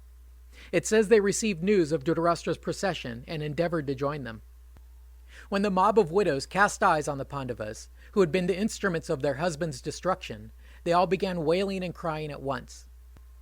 The brothers ran this gauntlet and then greeted their uncle. It was only with great reluctance that the king embraced his nephew Yudhishthira. When it came Bhima's turn to embrace the king, Krishna prudently took the Pandava aside and replaced him with an iron statue. In his pent-up rage, Dhritarashtra gave the statue a bear hug that shattered it into pieces, injuring himself in the process. While Sanjay tended to his wounds, the king began to repent of what he thought he'd done. Krishna then let him know that it had only been done to his statue. He said, "I understand that it was from grief that you did this, but you know that killing Bhima would not bring back your sons." This brought the king back to his senses, and he embraced Bhima and then Arjun without further incident. Meanwhile, Yudhishthira greeted the queen Gandhari. Before she could say anything, Vyasa appeared and warned the old lady not to try anything. Gandhari said, "It's okay. I don't blame the Pandavas for winning the war. In fact, Every morning of the war, my son asked me for my blessing, and I reminded him that where righteousness is, there is victory. No, what really gets me mad is that Bhima had to cheat in order to win. He broke the rules. Bhima spoke up in his own defense, saying, I'm sorry, but I only did it out of self-defense. Your son had cheated to vanquish us before, and he had cheated us many times since. Had he killed me, just imagine what terrible things would have happened. For there to ever be peace, Duryodhana needed to be vanquished by whatever means possible. Gandhari accepted this line of argument, saying, Well, what you say is true, but what about drinking Dushasan's blood? That was inappropriate. Bhima said, Yes, you're right. That was not proper, but in fact, I didn't really drink it. I just had his blood on my hands and acted it out to scare your sons. Besides, I had sworn an oath to do it, and if I had not fulfilled my oath, no one would take me seriously. Considering that you never restrained your sons from their evil deeds, don't blame me. Just then, Dhritarashtra intervened and said, You should curse me instead. I am the cause of your sons' deaths. Gandhari tried to quell her anger, but through a gap in her blindfold, remember she covered her eyes permanently when she married the blind king, she was able to see Yudhishthira's toe, and her angry gaze was enough to roast the Pandava's formerly perfect toenail. Yudhishthira hopped back while his brothers tried to duck behind Krishna out of fear of her wrath. Meanwhile, Kunti had been trying to comfort Draupadi for the loss of her sons, so Gandhari, who knew well the feeling, turned her attention to the Panchala princess. The sorrowful procession then continued on its way to the battlefield. The blind king and queen knew they'd arrived at their destination when the widows first caught sight of the devastation and let up a fearsome wailing and weeping at the prospect of so many fallen warriors, already being eaten by vultures and hyenas. But the womenfolk, having lost all self-control in their grief, spread out through the carnage, digging through the body parts and gore in search of their dead husbands and sons. Some women found the heads of their loved ones and then set off in search of their bodies. A macabre scene broke out as these maddened widows attempted to reassemble the bodies from the piles of limbs and torsos lying all around. As for Gandhari, it seems that the bodies of her sons were fetched for her one by one. Specifically addressing Krishna, perhaps as a reprimand, she lamented each of her sons in turn. She then pointed out others of the more significant victims of Krishna's machinations, including those killed by Ashvatthama in his night raid. She mentioned Virata, whose corpse was already half-eaten, and directed Krishna's attention to the Matsya women gathered around their Matsya men slain corpses. Then she described Draupadi, who at that very moment had Abhimanyu's severed head in her lap as she stroked his bloody hair. As for Karna, she said that he was mostly eaten. There wasn't much left of his corpse for his women to grieve over. Gandhari reminds us that her one daughter had been married to Jayadratha of Sind, who had abducted Draupadi and been killed by Arjun in episode 73. Now, she said, Dushala is running madly about, searching for Jayadratha's severed head. She went on to eulogize the greatest of the fallen, starting with Bhishma, then Shalya, Bhagadatta, Drona, and Bhurisravas. She even spared a few words for her odious brother Shakuni, although mostly she worried that even now, in heaven, he might be sowing discord among the dead. Finally, after having gone through an impressive list of the fallen, the queen collapsed in her grief. As she sobbed, she castigated Krishna as the architect of this slaughter. She said, The Kauravas and the Pandavas have been wiped out, and while this happened, what did you do to prevent it? You had great armies, plus your eloquence and your other abilities. Yet you did nothing. You were indifferent to this great carnage, so you should bear the fruits of that indifference. Therefore, she said, I curse you. Since you could have stopped this massacre at any time, but you didn't, so shall you be the slayer of your own kinfolk. Furthermore, 36 years from today, after having caused the extinction of all your friends and relatives, you shall perish by disgusting means in the forest. And then your women, deprived of their sons, fathers, and husbands, shall weep and cry just as do these ladies of the Bharatas. Krishna heard the queen and smiled.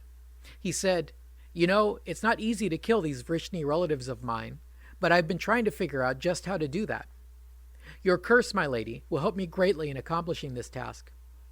There are few people left who can kill the Yadavas, but by your curse they shall kill one another. Then Krishna got more stern. He said, Now pull yourself together. Don't let this grief consume you. After all, you bear as much blame for this as anyone. All his life you coddled your son, applauding his wickedness as if it were virtue. For a woman of your caste, bearing children is a sacrifice and a penance. The cow bears children for carrying burdens. The Shudra has children to create more servants. Vaishya women do it to increase the number of herders, but a princess brings forth sons so that they may be killed in warfare. Poor Gandhari was not at all happy with Krishna's response, but there was no point in arguing, so she kept silent. Dhritarashtra broke the uncomfortable silence with a question. He asked, "Tell me, son of Pandu, how many have been killed, and how many escaped with their lives?" Yudhishthira replied, 1,660,020,000 have died in this battle. 240,165 survived in one way or another. Dhritarashtra then wanted to know the fate of those who had died. The Pandavas said that for those who had met death cheerfully, they now frolic with Indra and the gods. Those who died honorably but unwillingly went to the realm of the Gandharvas. The warriors who died while running away or begging for quarter are now in the heaven of the Guyakas. He said, as for those high-souled warriors who regarded flight from battle shameful and chose to fight even when unarmed or outnumbered, they have assumed light bodies and attained the realms of Brahma. All the rest now rest with our ancestors. Dhritarashtra seemed a bit suspicious of his nephew's certitude. He asked, "By what ability are you able to see into the higher realms and tell us this?" Yudhishthira replied, "Well, remember when you forced me to live in the wilderness? During that time, the Rishi Lomasha granted me the boon of spiritual vision." Dhritarashtra accepted that answer and then deferred to Yudhishthira on handling the dead. The Pandava ordered the priests to perform funerary rites for the dead, whether they had any kin left alive or not, and a vast cremation fire was prepared. The sons and heroes from both sides were each cremated with all due ceremony, while the unidentified masses were burned up in a handful of enormous fires. When this cleanup was complete, the mourners then journeyed back to the river Ganges. There, at the edge of India's most sacred river, the mourners performed the water oblations and rituals in honor of the dead. As the mothers performed these rites, Kunti came forward and joined them. After all, she too had lost a son in this war. She then directed her sons to do the same for their fallen brother. She said, "Now make your offerings to your eldest brother, who was born of me by the sun god and resembled his father in splendor." It looks like this was news to Yudhishthira, even though a few minutes ago he was boasting about his clairvoyance. Feeling both grief and surprise, he asked, "How could you conceal from us that he who resembled a god on earth was your son? And now, by concealing this from us, we're all ruined. To know we had a hand in the death of our eldest brother grieves me worse than the death of our sons. Had we only known the truth, we would have welcomed our brother, and together nothing would have been impossible. And this terrible carnage would never have happened." Yudhishthira then joined up with Karna's bereaved wives and relatives, and together they performed the funerary rites for his fallen brother. This ends as 3 Parva, so we'll stop for now. Next time we'll start Book 12, called the Shanti Parva, or the Book of Peace. This is the Mahabharata Podcast, Episode 85, Remembering Karna. Last time, in a single episode, we covered the entire 3 Parva. King Dhritarashtra rounded up a whole mob of grieving women and led them down to the scene of their bereavement. At the battlefield, they attempted to reassemble their dismembered loved ones, and then a huge cremation ceremony was conducted. Only at the very end, when the first memorial was conducted by the banks of the Ganga, did Kunti confess to her sons that they had lost their eldest brother, Karna, in the war. It's funny that just minutes earlier, Yudhishthira was bragging to his uncle how he'd learned clairvoyance from the sage Lomasha, but then he was completely blindsided by his mother's confession. So I guess Krishna could really keep a secret, because none of the Pandavas had any clue that one of their worst enemies was also their older brother. The book came to an end with the touching scene of the Pandavas joining with Karna's wives to honor their dead. The next book, called the Shanti Parva, or the Book of Peace, opens by the same riverbank. As most of the women returned home, the Pandavas decided to remain outside the city for a full month as a period of mourning. While they camped there outside the city walls, the greatest rishis and holy men gathered with them. Among them were the famous sages Vyasa, Narada, Devala, Devasthana, and Kanva, along with their foremost disciples. Even now, as undisputed king of the world, it was Yudhishthira who bowed down in deference to these holy forest dwellers. Thousands of Brahmins and religious devotees also came to offer comfort to the new king. Then Narada addressed Yudhishthira. He said, "By the strength of your arms and the grace of Krishna, you have righteously won the whole earth. So now shouldn't you be celebrating? Shouldn't you be rewarding those who helped you win this great victory? I hope you are not still afflicted with grief." Yudhishthira answered, "I am indeed grateful to Krishna and my brothers, but there is always a heavy burden on my heart, because out of greed I caused the deaths of my kinsmen. Having lost my sons, this victory feels more like defeat. And what grieves me most is that, in my ignorance, we caused the death of my own brother, the son of the sun god." Yudhishthira then rehashed the story of Karna's birth and abandonment, how Karna found out about his mother, but that it was too late for him to abandon the Kaurava cause. He observed that, while Karna knew who his mother was during the fight, none of the 5 Pandavas had any clue, and that was how they ended up killing their own brother. Yudhishthira then thought back to the dice game. He said, "Even when I was being tormented in the assembly hall, somehow I found my wrath cooled at the sight of Karna's feet. I thought to myself, his feet look like Kunti's. But I still don't understand this. Why was my brother cursed?" Narada replied, "The reason this tragedy is so confusing to you is that you lack the proper perspective. You see, before you were born, some means were needed by which the Kshatriyas of the earth could be sent off to the regions of bliss. So it was for this purpose that a child was conceived by Kunti who was capable of provoking a great war. By the pronouncement of fate, the child came to be raised as a Sutta. Later, he learned the science of warfare from Drona, but he always burned with envy over you and your brothers. Early on, he fell in with Duryodhana, but he knew Arjun was his superior in fighting skills, so he approached Drona and asked how he might acquire the Brahmastra weapon. But Drona told him, only Brahmins or penitent Kshatriyas may learn this weapon, no one else. Karna then thanked his guru and left in search of Rama Jamadagnya, who at that time lived in the Mahendra mountains. When he found Rama, he presented himself as a Brahmin of Bhargava descent. Rama was also Bhargava, so he received him warmly and took him in as his student. Karna did well at Rama's ashram, hanging out with Gandharvas, Yakshas, and gods. Narada said that it was at this time that Karna was out alone one day and accidentally killed a cow belonging to a devoted Brahmin. He doesn't say how Karna actually did it. Since he was pretending to be a Brahmin, I don't think he could have been hunting, but whatever he was up to, he ended up killing this cow. The Brahmin who owned the cow, who performed Vedic sacrifices daily, got really mad at Karna. Karna, meanwhile, apologized profusely, but the Brahmin was having none of it. Karna offered him cattle, gold, and gems, but the Brahmin cursed him, saying, "You shall bear the fruits of this crime.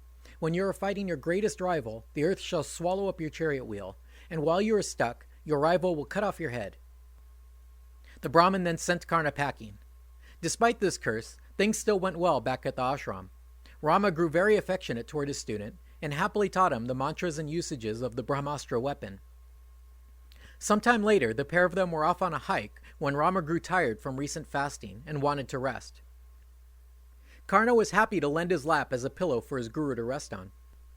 While Rama napped contentedly on Karna's lap, a malignant worm crept up and embedded itself in Karna's leg.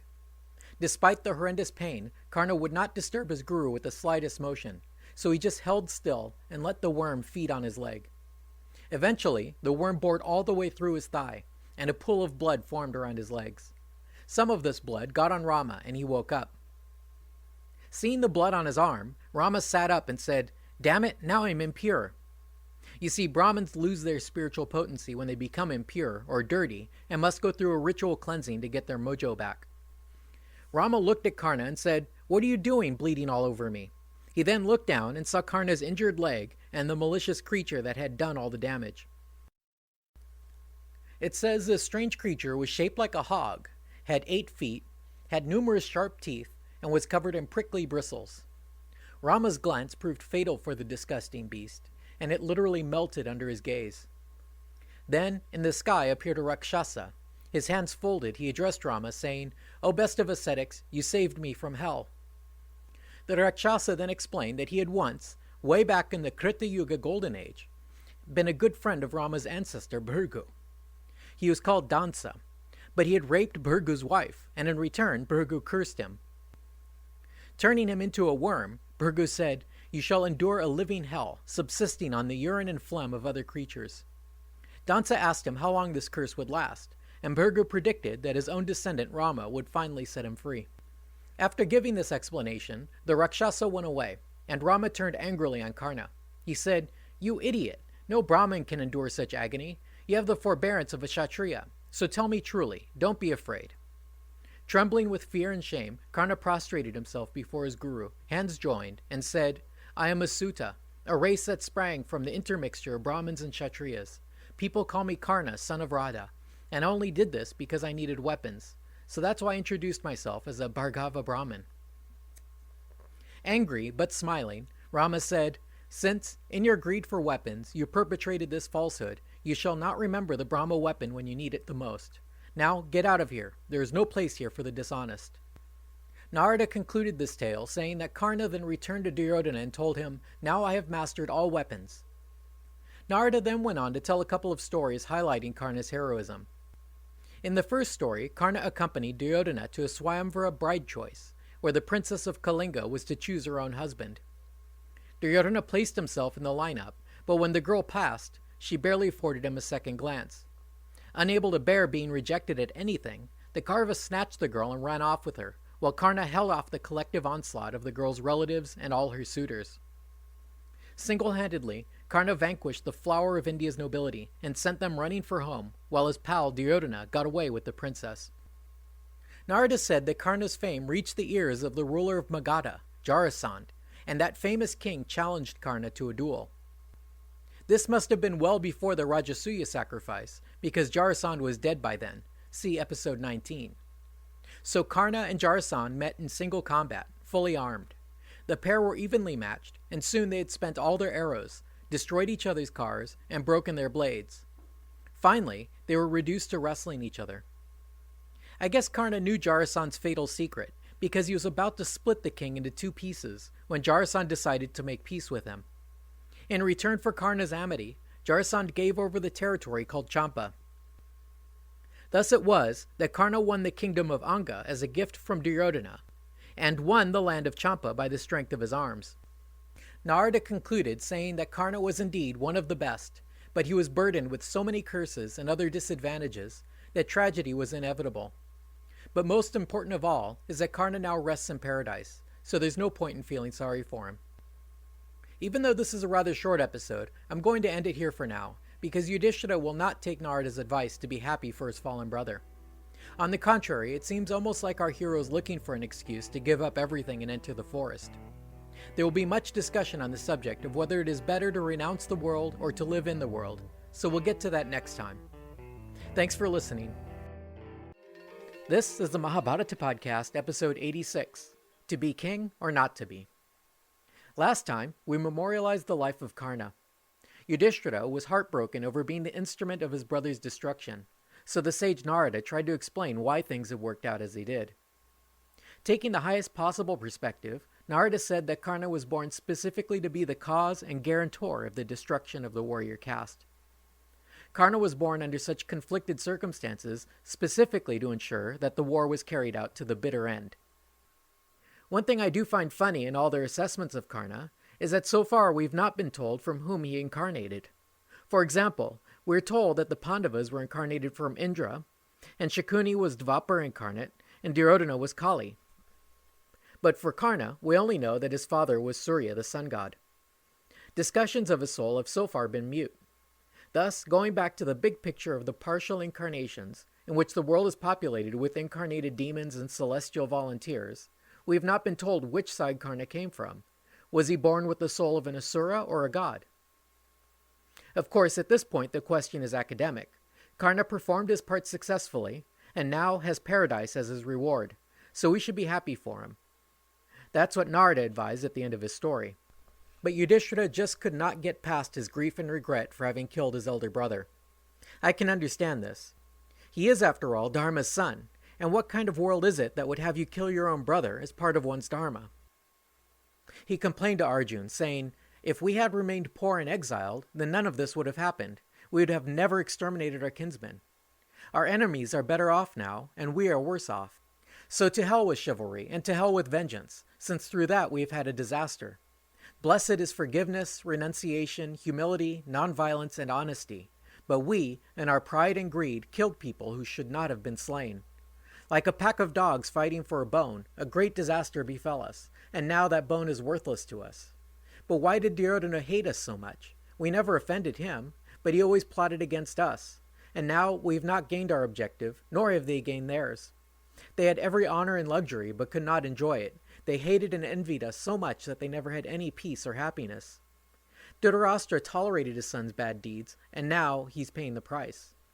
Yudhishthira went on, "What other person of high birth could use such offensive language, even in Krishna's presence? Without a doubt, his reputation is shattered, but so is ours. Now that we have slain them, our wrath has been pacified, but now I am stupefied with grief." Still talking to Arjun, he came up with a remedy. He said, "My brother, the only way to expiate a sin like this will be through penance, alms, pilgrimage, and renunciation. I intend, therefore, to give up my crown and live in the woods under a vow of silence. The wise tell us that those attached to the earth cannot attain heaven. It was out of my desire for the kingdom that I have sinned. Thus I should give it up and let go of my ties to the world. I have no need for crowns or luxury." I'm not sure what kind of emotion they're trying to describe, but it says that Arjun, like a person unwilling to forgive an insult, showed fierceness, licked the corners of his mouth, spoke seriously, yet had a smile all the while. He said, "Oh, how sad, so depressing. It pains me to see you so miserable, considering the superhuman accomplishments you have won. You have killed all your enemies and taken their lands. You did all this by the rules of Dharma, so why would you want to give this up at the moment of triumph? Tell me, when has a soft-hearted, sensitive pansy ever won a crown? If you're just going to mope around afterwards, then why did you bother to kill all the kings of the world? How can you suggest giving up your wealth like some commoner? So remember who you are, the most celebrated king of a line of great kings. Do you think the gods ever want to quit fighting and killing their cousins the Asuras? The Dharma of kings is clear. You are to rule, acquire wealth, and then use that wealth to perform sacrifices. To get wealth, you must take it from others. There is no way to acquire wealth that doesn't harm someone else. The wise all say that this is the Dharma of kings. Therefore, what you ought to be doing is perform a great big sacrifice. Because if you do the great Ashvamedha horse sacrifice, you and all your subjects will be cleansed and sanctified." Arjun concluded his argument saying, "Mahadeva himself performed great sacrifices, and I really cannot think of a better example to follow." Yudhishthira was not at all convinced, and seemed to have a hard time even understanding where Arjun was coming from. He said, "Take a moment, my brother, to listen to your heart. If you think on your immortal soul, you will understand what I'm trying to tell you. The righteous path for me would be to wander the forest, living on fruits and roots." Almost longingly, Yudhishthira began to fantasize on what this life as a sadhu would be like. He said wistfully, "I shall become thin from a reduced diet, and will let my hair grow into dreadlocks. Wearing just animal skins, I shall endure the cold, wind, and heat, hunger and thirst, as I do my penance as prescribed in Scripture. I'll enjoy the fine forest air, and will hang out with the other hermits. Who needs towns or cities? I shall live thus, in the woods, neither happy nor sad, and await the dissolution of my body." Yudhishthira must have fantasized about this quite a lot, because he had it all planned out, even with alternate lifestyles. He speculated he might want to live like an urban sadhu. With his head shaved and covered in ashes, he would observe a vow of silence and pretend to be crazy, so as to keep others away.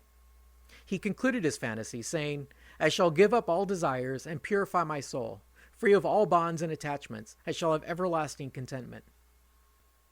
Probably because Arjun wasn't looking convinced, Yudhishthira got philosophical. He said, "Most people live in the world, doing good and doing bad among their family, friends, and enemies. When their life ends, they take with them the burdens of their sins. No one suffers from your sins except yourself. But even so, people just go from life to life, as a wheel goes round and round. Only those who realize that this is an illusion and cast it aside ever truly attain happiness. Even the gods and rishis eventually fall from their place, so why would you envy them? That is why I think it is time for me to seek eternal salvation. I shall follow the fearless path of life, and thus put an end to being subject to birth, death, old age, illness, and pain." This time it was Bhima who protested.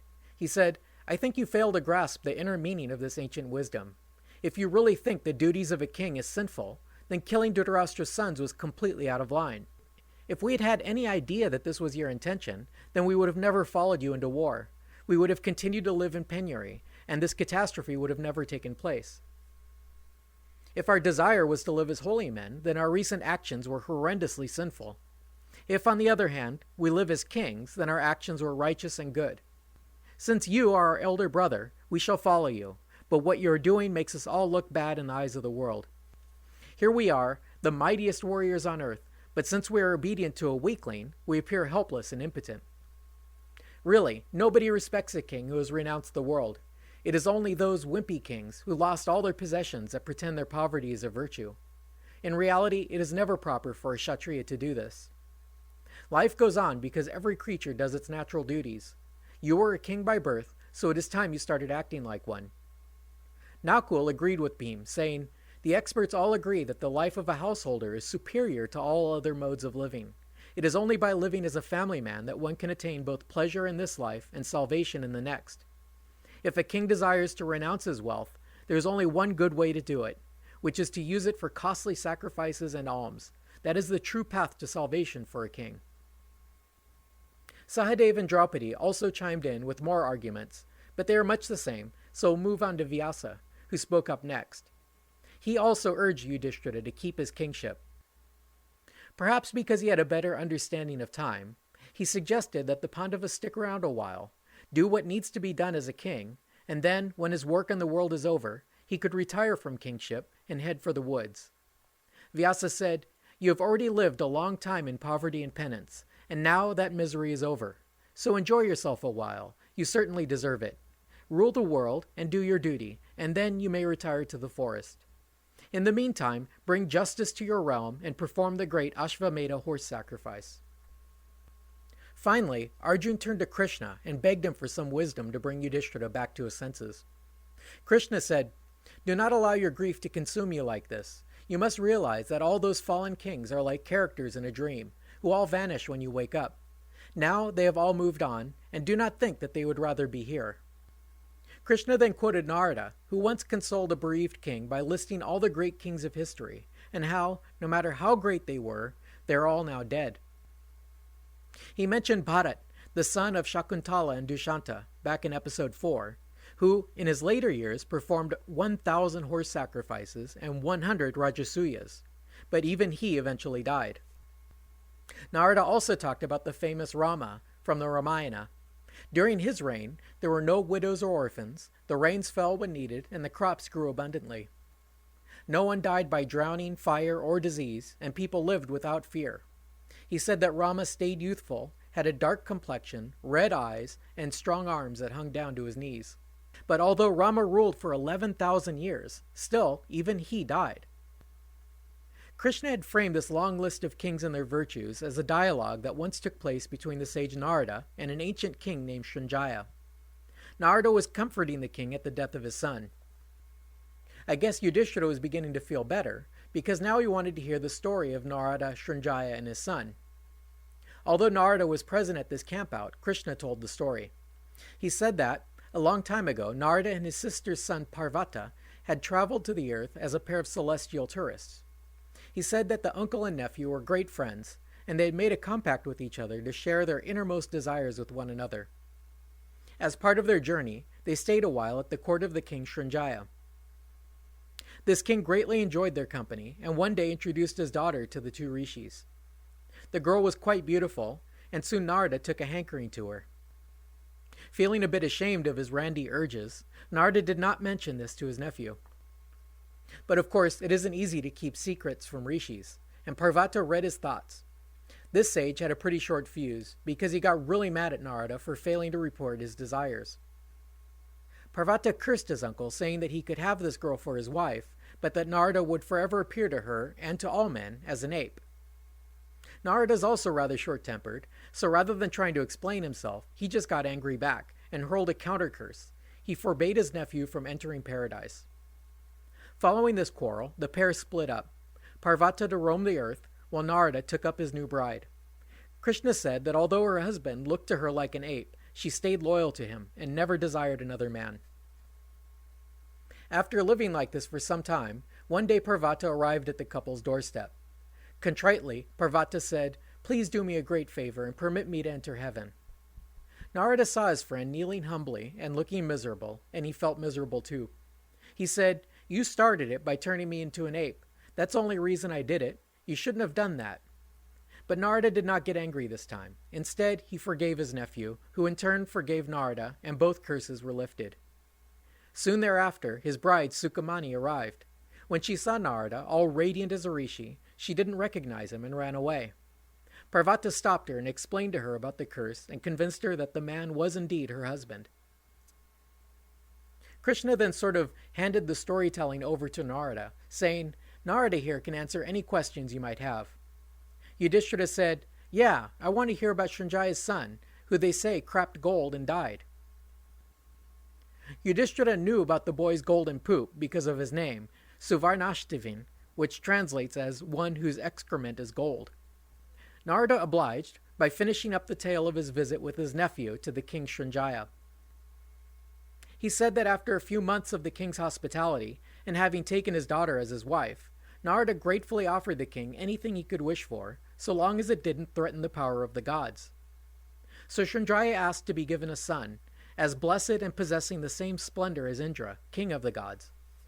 Narada granted him that, but had to limit the span of the boy's life, so he could never threaten that deity. Thus, in time, Srinjaya had a son who indeed was splendid. The boy was named Suvarnashtivin because he really did crap gold nuggets. Indra took notice of this boy, and when the boy grew old enough to display some of his prowess, the god sent a servant in the form of a tiger, which pounced on the boy and killed him. The king was one of the first to find the boy, dead on the ground, and in his grief he thought of Narada, who appeared before him. Narada said that it was then that he told Srinjaya of all the great kings who had gone before, but all eventually died. When Narada completed his recital of India's greatest kings, he brought Srinjaya's golden boy back to life. I'm not exactly sure what the point of that story was, but Narada concluded it, saying, So don't be sad, and do as Krishna and Vyasa both advise.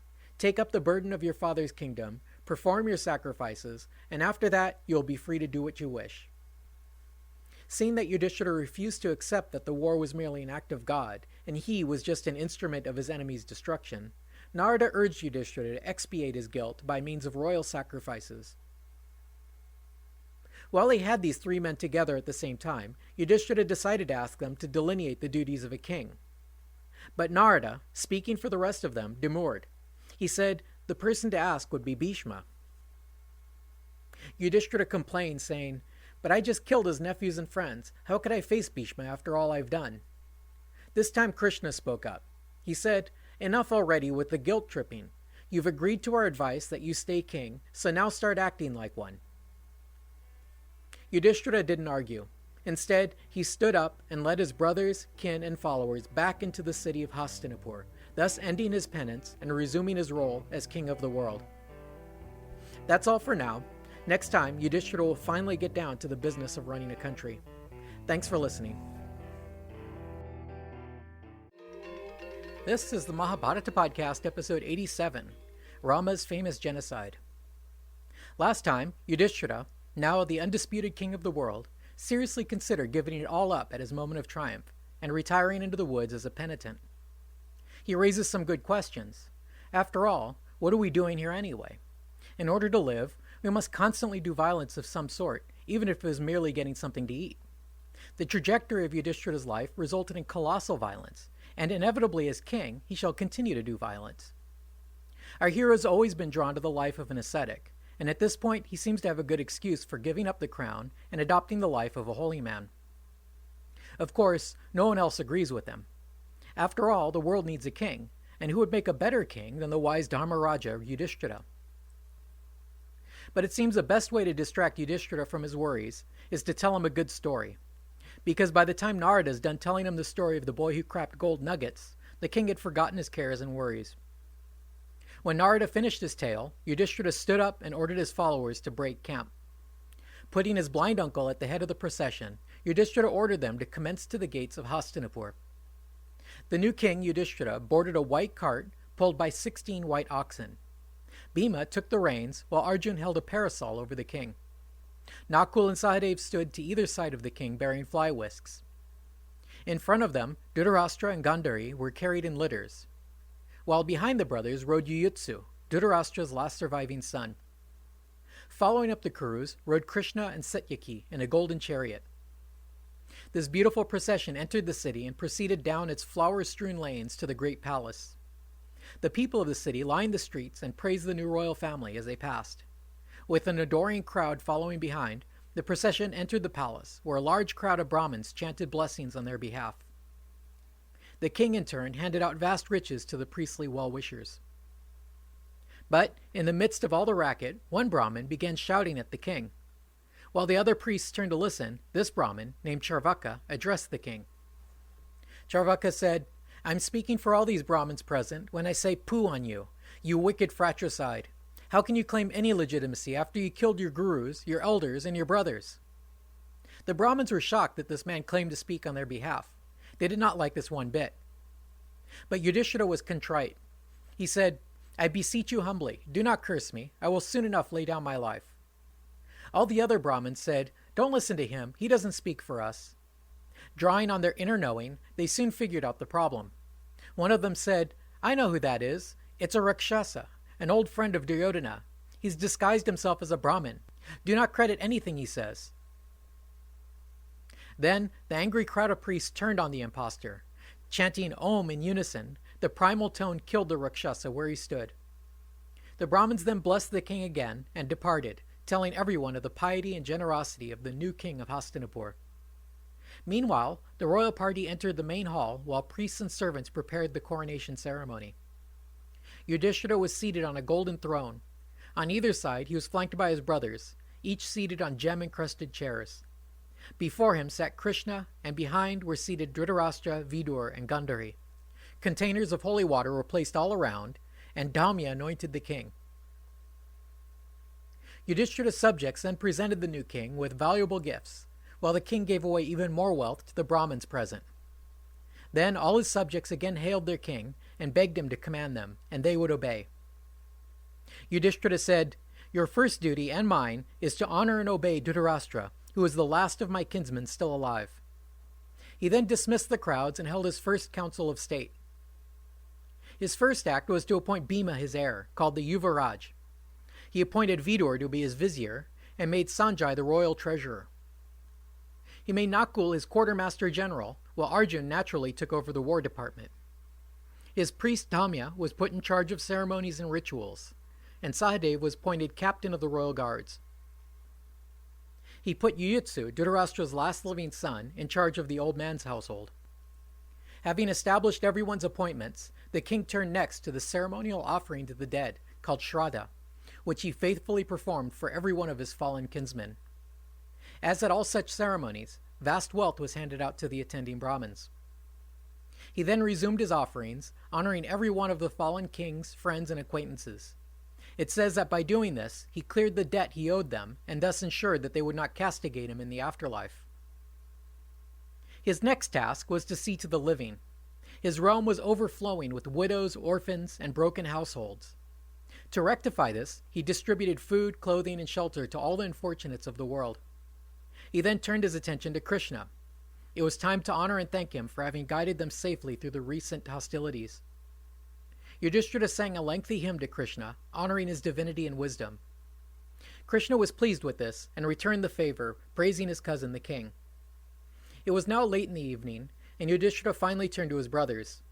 He said, "For my sake, you have endured the misery of exile, your bodies have been mangled in battle, and you have put up with great fatigue, grief, and anger. So now I hope you will enjoy our victory. Rest now, and we'll meet in the morning." Bhima took over Duryodhana's palace, Arjun took over Dushasan's, and Nakul and Sahadev each took the next pair of mansions left over by their cousins. Krishna and Satyaki stayed with Arjun as his guests. The next morning, Yudhishthira saw to his servants, most of whom were holdouts from the former regime. It says that he gratified them all generously with gifts, even including, quote, persons that were undeserving and those that held heterodox views. The king also reinstated Kripa as his guru and advisor, along with Vidur. When there was a break in all this business, Yudhishthira noticed Krishna sitting in great splendor, his eyes closed in deep meditation. Just to be near him at such a moment was a blessing, so the king bowed to him and awaited his return. When Krishna finally opened his eyes, he told the king what he had learned during his meditation. He said, "That great man, your uncle Bhishma, who was nearing the end of his life, was thinking of me. So in return, my mind was concentrated on him. He is not much longer for this world, So I suggest you go to him and ask him your questions about Dharma and kingship. Remember that Bhishma had decided to postpone his death until the sun resumed its northward course after the winter solstice. This must have been coming up soon, so Yudhishthira agreed to accompany Krishna to his uncle's bed of arrows. Yudhishthira made a great tourist, because even now, as they rode past the piled-up corpses and broken armor of the battlefield, he asked about the historic landmarks as they passed. Krishna pointed out some lakes in the distance and said, "Over there are the 5 lakes of Rama, son of Jamadagni."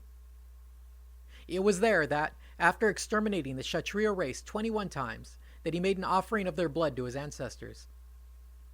Yudhishthira said, "I have a hard time believing that Rama really killed off the entire warrior caste, and that he did it 21 times in succession.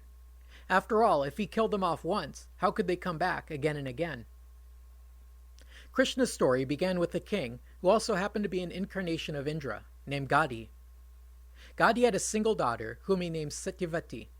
This is not the same Satyavati who smelled like fish and married Bhishma's father.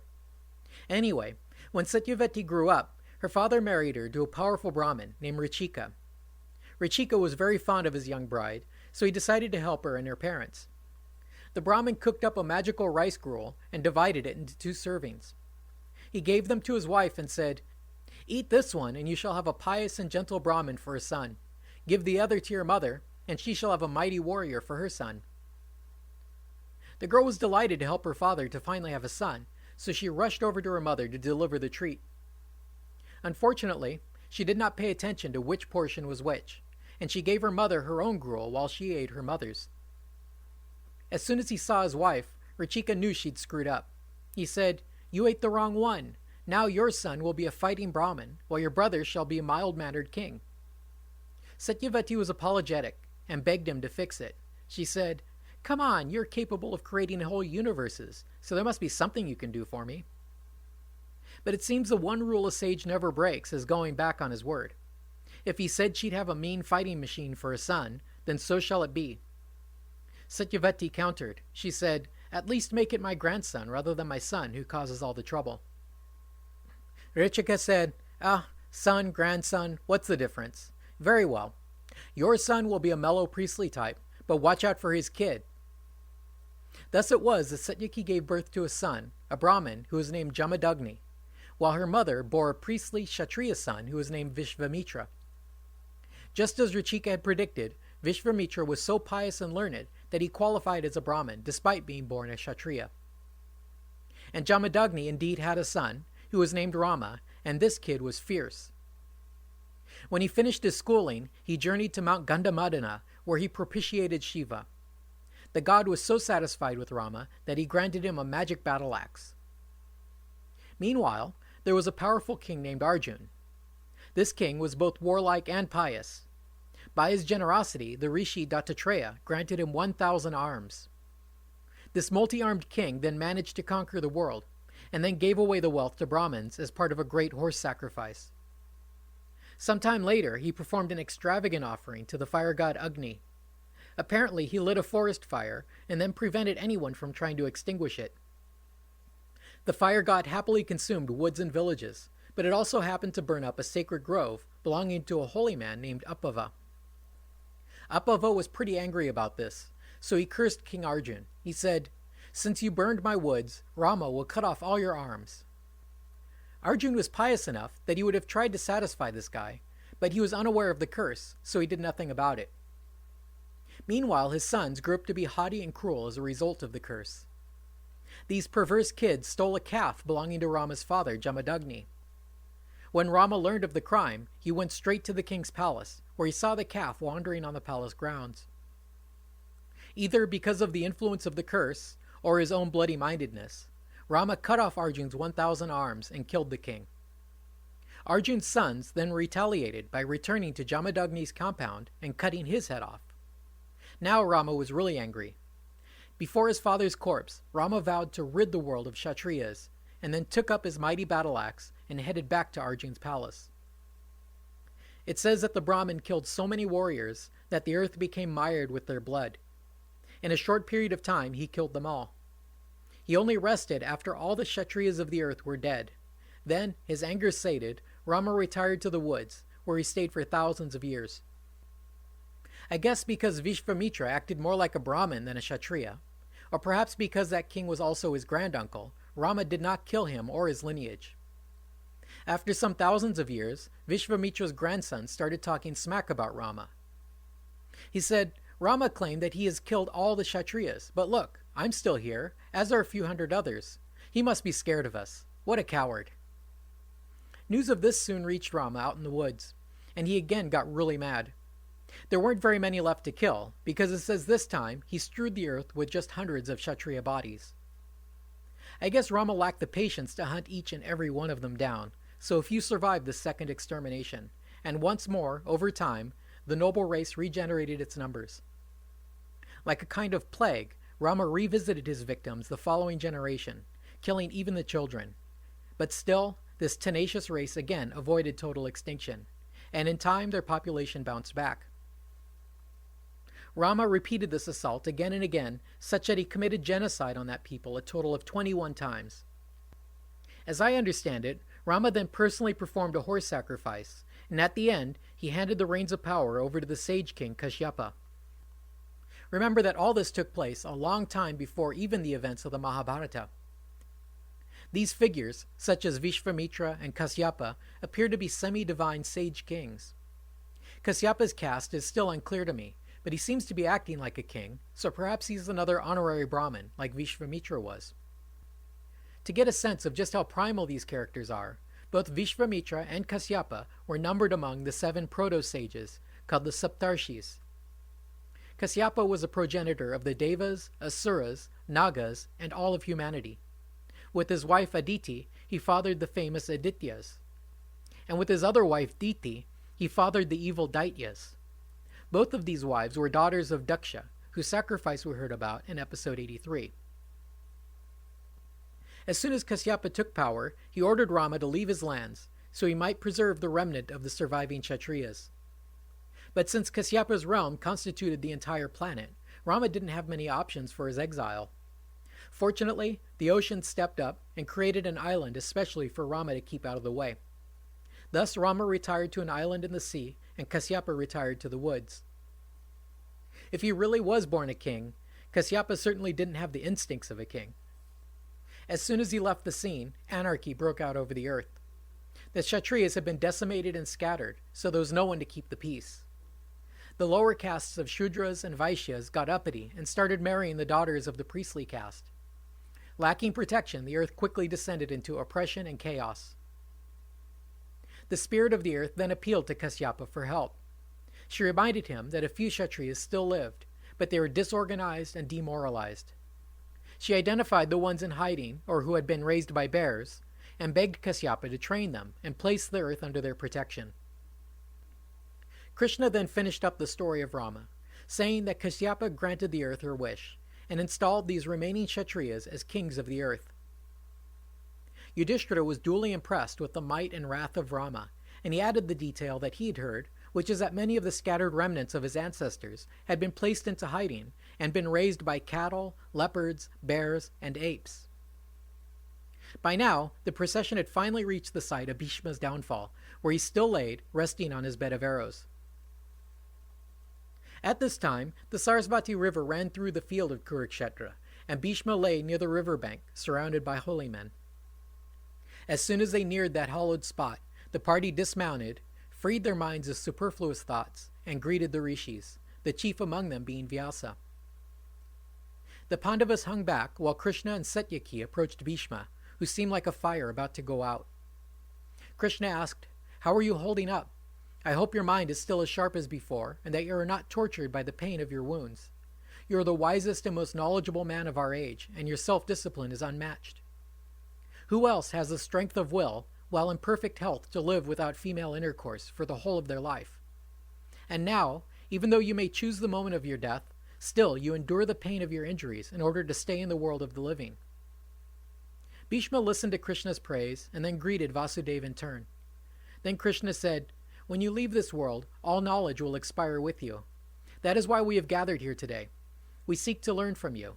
Yudhishthira here is wise, but his learning is clouded by grief, so please help straighten him out." Bhishma said, But why do you come to me for that?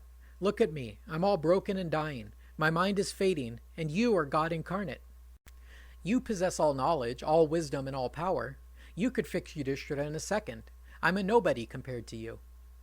Krishna said, "Don't let your pains be an obstacle. I'll take away all your discomfort and bring back your wits. Even more, I grant you celestial vision and the eye of wisdom, so that all knowledge will be available to your recollection." Then, as the rishis sang hymns to Krishna, a heavenly shower of flowers fell around Bhishma. By the time this procedure was over, the sun had sunk over the horizon, and the sages got up to pack it in for the night. Then the royal party also took their leave for the night, mounted their cars, and returned to the capital. I'm going to stop here for now, because the conversation that begins on the next day literally fills volumes. Yudhishthira wants to tap every last drop of wisdom from his uncle, and the result is truly massive. Approximately 1/3 of the epic is filled with these teachings, and I don't see a whole lot that's worth including in this podcast, so I might need some time to work my way through it and find information worth reporting back to you. I'll be sure to keep you posted, so keep an eye on my blog, mahabharatapodcast.com. This is the Mahabharata Podcast, episode 88, The Book of Peace. Last time, we found that now Yudhishthira has decided to keep his crown, he really means business. In just a few short days, he put all the government affairs in order. As a display of his piety, he made sure that his uncle Dhritarashtra continued to be honored and obeyed according to his rank. By his actions, however, he made it clear that he was the new sheriff in town. We also got treated to the full story of how Parasurama exterminated the Kshatriya caste a total of 21 times. It is interesting that we've heard this story already back in episode 31. That time, the story was told by one of Rama's disciples. Not surprisingly, the former version focused more on Rama's family, while Krishna's story was more concerned with the fate of the Kshatriya caste. One of the things I love about this epic is that the characters sometimes express their own brand of skepticism. In this case, Yudhishthira could not resolve the logical flaw in the claim that Rama killed all the Kshatriyas 21 times in succession. If they were exterminated just once, how could they ever return to be killed again? This quandary has been explained before by saying that he only killed the men, and the women compensated by breeding with Brahmins. I've had my doubts about that because not long ago, Karna said that the race of Suttas were created the exact same way. Also, Manu tells us that the sons of Brahmin men are also Brahmins. It appears that Yudhishthira also had his doubts about this explanation, because he asks to hear the story again, but this time he wants to know precisely how his race survived genocide 21 times and yet still survives today. As soon as the new king had gotten his kingdom in order, Krishna advised that they better pay a visit to Bhishma and milk him for advice, because he was not long for this world. Their first meeting took place last episode, and, in preparation for the coming lectures, Krishna granted Bhishma both relief from his injuries and divine understanding so he could better illustrate his instructions. That procedure consumed what was left of that day, so the king and his retinue returned to the capital for the night. Early the next morning, the king, his brothers and cousins, Krishna and Satyaki, again returned to Bhishma's side at Kurukshetra. As he had the day before, Krishna took the lead and greeted first the rishis and then Bhishma. Yudhishthira hung back a bit sheepishly. Narada then addressed the group, saying, "The time has come for you to question Bhishma on the subject of Dharma, because he will soon expire." Naturally, everyone looked to Yudhishthira, but he was hesitant. Finally, he said, "The only one among us who's worthy to question our uncle would be Krishna, so go ahead and ask some questions." Krishna obliged and asked Bhishma, "Did you pass the night comfortably? I hope you are free of your aches and pains. Is your mind as sharp and clear as ever?" Bhishma said, "Thanks to you, I feel like a young man again. Moreover, all the wisdom of the scriptures is at my command. Just ask me anything and I'll have a good answer. But tell me this, why even bother using me to get at this information? You could answer any questions as well as I could." Krishna said, "That is all true, but I decided to enhance your fame and let you teach posterity on the duties of kings and the people. So anything you say shall be taken on the same authority as the Vedas themselves." Bhishma said, "Very well, let's talk about Dharma. What would you like to know? Fire away." Bhishma waited expectantly, but Krishna finally broke the silence. He said, "Well, Yudhishthira here is feeling bashful. He's ashamed of what he's done to you and your people. He's afraid you'll curse him." That was as good a place to start as any, so Bhishma began his instruction. He said, "As the duty of a Brahmin is to study and do penance, so the duty of a warrior is to give up their lives in battle. Even fathers, brothers, friends, and family should be slain if they take up arms against you.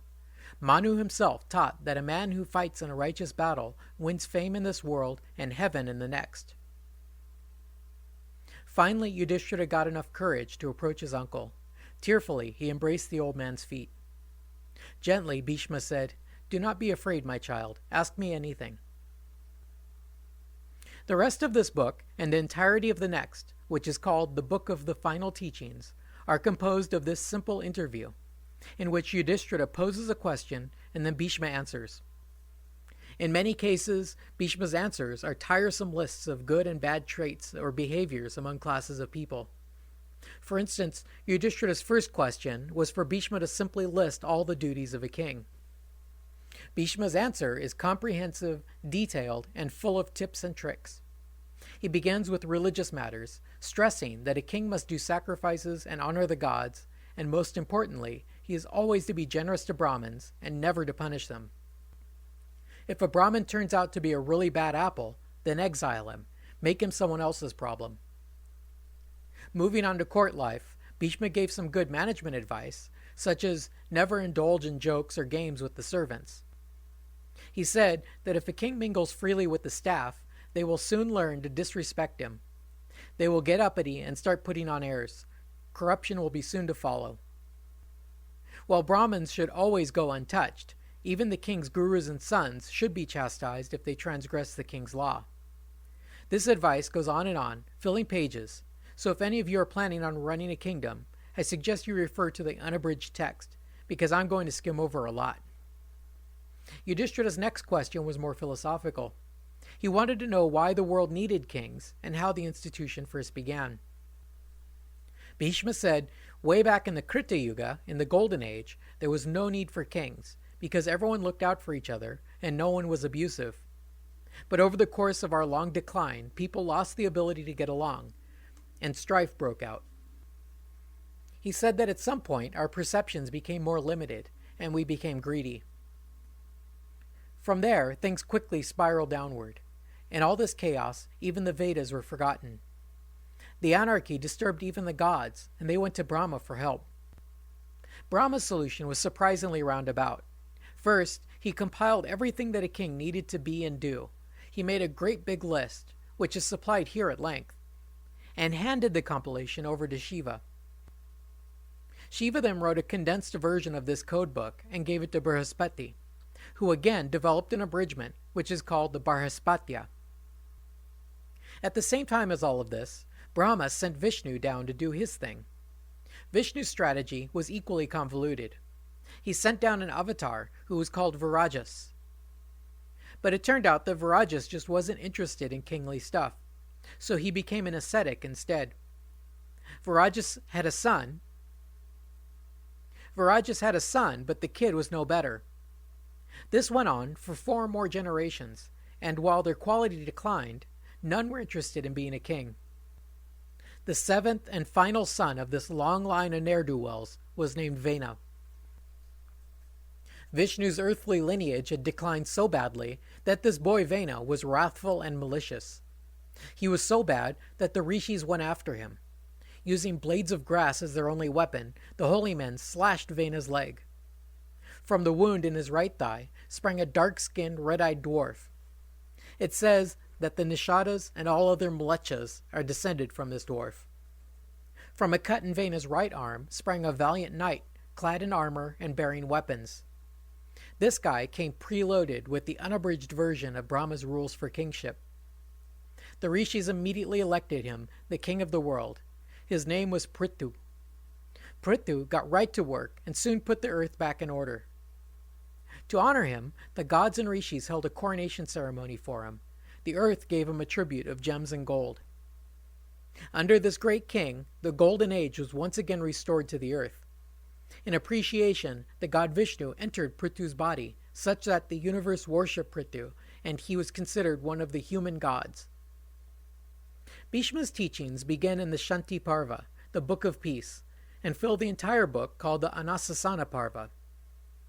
In the Shanti Parva, the main gist of his teachings revolves around the institution of kingship and the king's relationship with the other castes. As we've seen, he began with a justification for kingship. His political theory is very simple. Without a king, there is anarchy and abuse. Without a king to keep the peace, no one else can carry out their own duties. And when no one can do their duty, no one enters heaven. Kingship is the linchpin upon which all else depends. If there were no king, the strong would prey on the weak like the fish in the sea. Even a bad king should be honored and obeyed. He said that cows that do not yield milk easily suffer more when milked, but if they're easily milked, they do not suffer at all. Thus subjects should bend gracefully to their ruler and be glad he's not any worse. Having established the king's right to rule and the duty of all others to be ruled, Bhishma moved on to delineating the duties of a king. It must have been good to be a Brahmin in them days, because foremost in a king's duty is to coddle them ceaselessly. He should never tax their wealth and should always give them more wealth. They are to be honored at all times and never punished. The king's second duty is to perform sacrifices. And finally, he's to chastise the wicked and enforce justice. After enumerating the duties of a king, Bhishma moved on to advise the king on how to run his country. For example, a chapter is devoted to listing the duties and character of an ideal minister. He also took great care in advising whom a king should trust and whom he should keep secrets from. In particular, he strongly cautioned against trusting relatives with anything. He said that relatives are always jealous of their more fortunate kinsmen, and so if they appear trustworthy, you should trust them even less. Bhishma's advice for handling relatives is probably still sound today. He said, "You should fear your kinsmen as you fear death itself. On the other hand, you'll have no more loyal support than from your own blood relatives. In times of great need or disaster, you will need to depend on them as your main support. Therefore, while you should never trust your relatives, you should behave as if you trust them implicitly. Be generous to them and honor them in every way, but always be on your guard." In the light of later events, it's funny that when Bhishma is talking about troublesome relatives, he immediately thinks of Krishna and his cousins, the Yadavas. As had been mentioned earlier, when Gandhari cursed Krishna to be the death of his kinsmen, Krishna obviously had some trouble dealing with these rowdy relatives. Bhishma recollected a dialogue Krishna once had with Narada concerning his cousins. Krishna complained, saying, "I have always been more than fair with my kinsmen. I gave them half of my possessions, and I have always forgiven them when they offended me. But still they constantly grumble about me and quarrel with each other." I'm sure many other people have had similar problems with their relatives, so Narada's advice would be really useful. Unfortunately, his suggestion is not very satisfying. His advice was basically to continue to honor and gratify one's relatives, regardless of their bad behavior, and if that doesn't help, then they are the authors of their own downfall, so don't feel bad. Bhishma's next lesson concerned advice on how a king might use competing interests in his government to keep them all in check. As an example, he cited the story of the king of Kosala, whose ministers had been embezzling the treasury.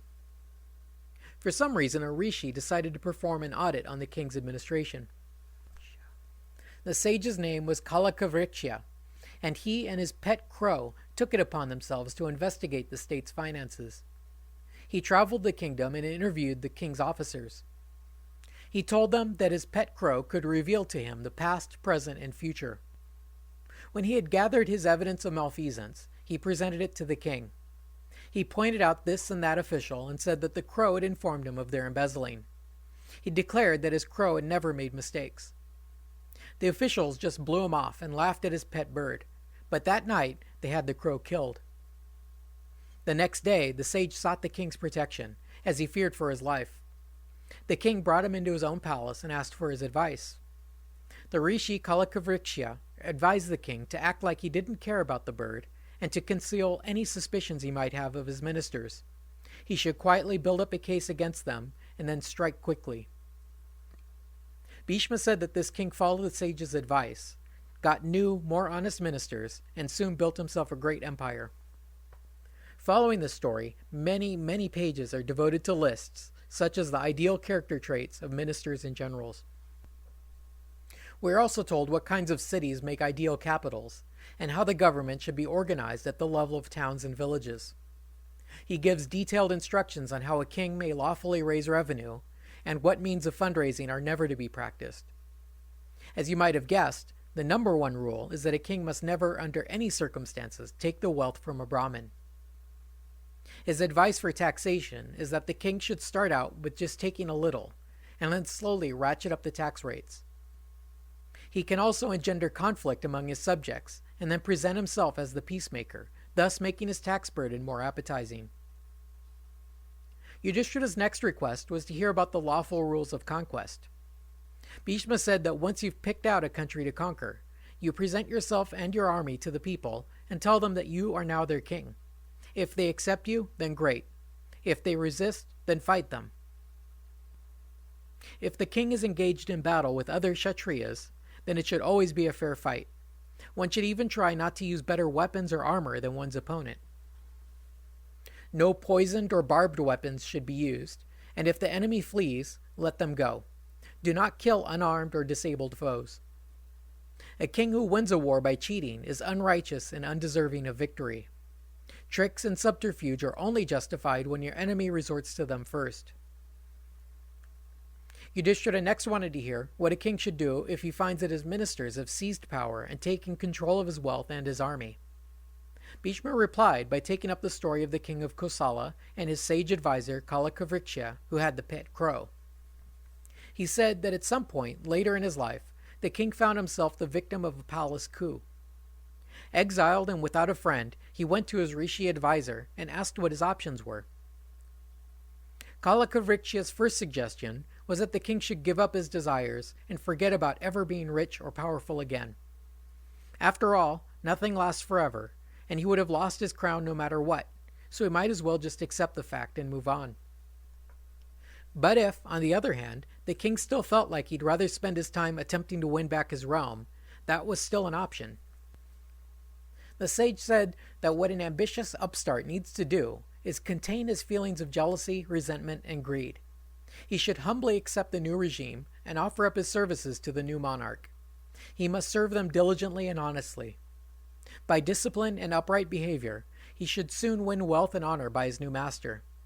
When his position is secure, he should then undermine all potential enemies by sowing conflict among them, but he should never show his hand in these affairs. Eventually, without a doubt, the monarch will trust his minister in all his affairs and will leave the reins of government in his hands. And that is the moment for our hero to strike and once again seize the throne for himself. The former king was a little shaken to hear such a Machiavellian scheme from his revered preceptor. He said, "That is certainly a brilliant scheme, but is still too dishonest for me. There must be a more virtuous way for me to regain my wealth." The sage said, "I'm glad to hear this. You truly are a righteous and trustworthy man." It seems that the sage was just testing him, and it turned out that Kalakavriksha had powerful connections. The rishi gained an audience with the king of the Vedayas and recommended the former Kosala king as an honest and wise counselor. The king gave him a job and eventually grew so fond of him that he married his only daughter to him, and so he eventually inherited the throne from his father-in-law. These final teachings are both voluminous and meandering, thus it is difficult to convey what all is in there. While the dominant theme so far is about kingship and its relationship with the rest of the world, occasionally a topic comes up that seems completely out of place. The next lesson is a good example. Yudhishthira observed that some folks appear to be wise and self-realized sages, when in fact they are spiritually unsettled, while others appear to be common or obscure, but have tranquil souls. He wanted to know how one might distinguish these. Bhishma replied with the story of a tiger and a jackal, so we'll end today's episode with that. He said that in ancient times there was a king named Pavrika, who was very cruel and enjoyed hurting others. Thus, when he died, he was reborn as a jackal and grew up in a cremation ghat, where these beasts lived on the remains of corpses. Luckily for this jackal, He remembered his past life, and out of repentance he became a vegetarian, was kind to all creatures, and was spiritually devout. His relative purity upset his fellow jackals, who tried to coerce him to a more natural way of life, but our hero remained steadfast. His reputation soon got around, and a tiger approached him and asked to make him his minister. The tiger promised him ample rewards and comforts for his service. The jackal politely declined, saying, "It is good that you are always on the lookout for worthy advisers, but I cannot accept your offer. You see, I am perfectly content to be right here. I have no desire for luxury or fame. I live a very simple and pure life, and this will certainly annoy your other counselors. Besides, it is much safer to live out here in the wilderness than to live at the king's palace. Very few who die at a king's orders are genuinely guilty. Most are victims of power struggles or the king's clouded judgment." The jackal's refusal only made him more desirable in the tiger's eyes. Finally, he agreed to consult with the king, but only from his own home, in private, and so long as no other minister suffered for his advice. The tiger agreed to his terms and traveled in person to the jackal's cemetery to get his advice. Of course, even that was enough to spark jealousy among the other ministers. Furthermore, the tiger's more enlightened rule made it impossible for them to continue with their former corruption and bribes. They tried to buy him off, but the jackal was not interested in their bribes, so then they plotted against him. What they tried to do was set him up by stealing the tiger's meat and concealing it at the jackal's den. The jackal knew of their activities, but he let them do it anyway. Not long after, the Tiger King noticed his food was missing and ordered an investigation to find the thief. His ministers happily reported that it was the jackal who took the meat.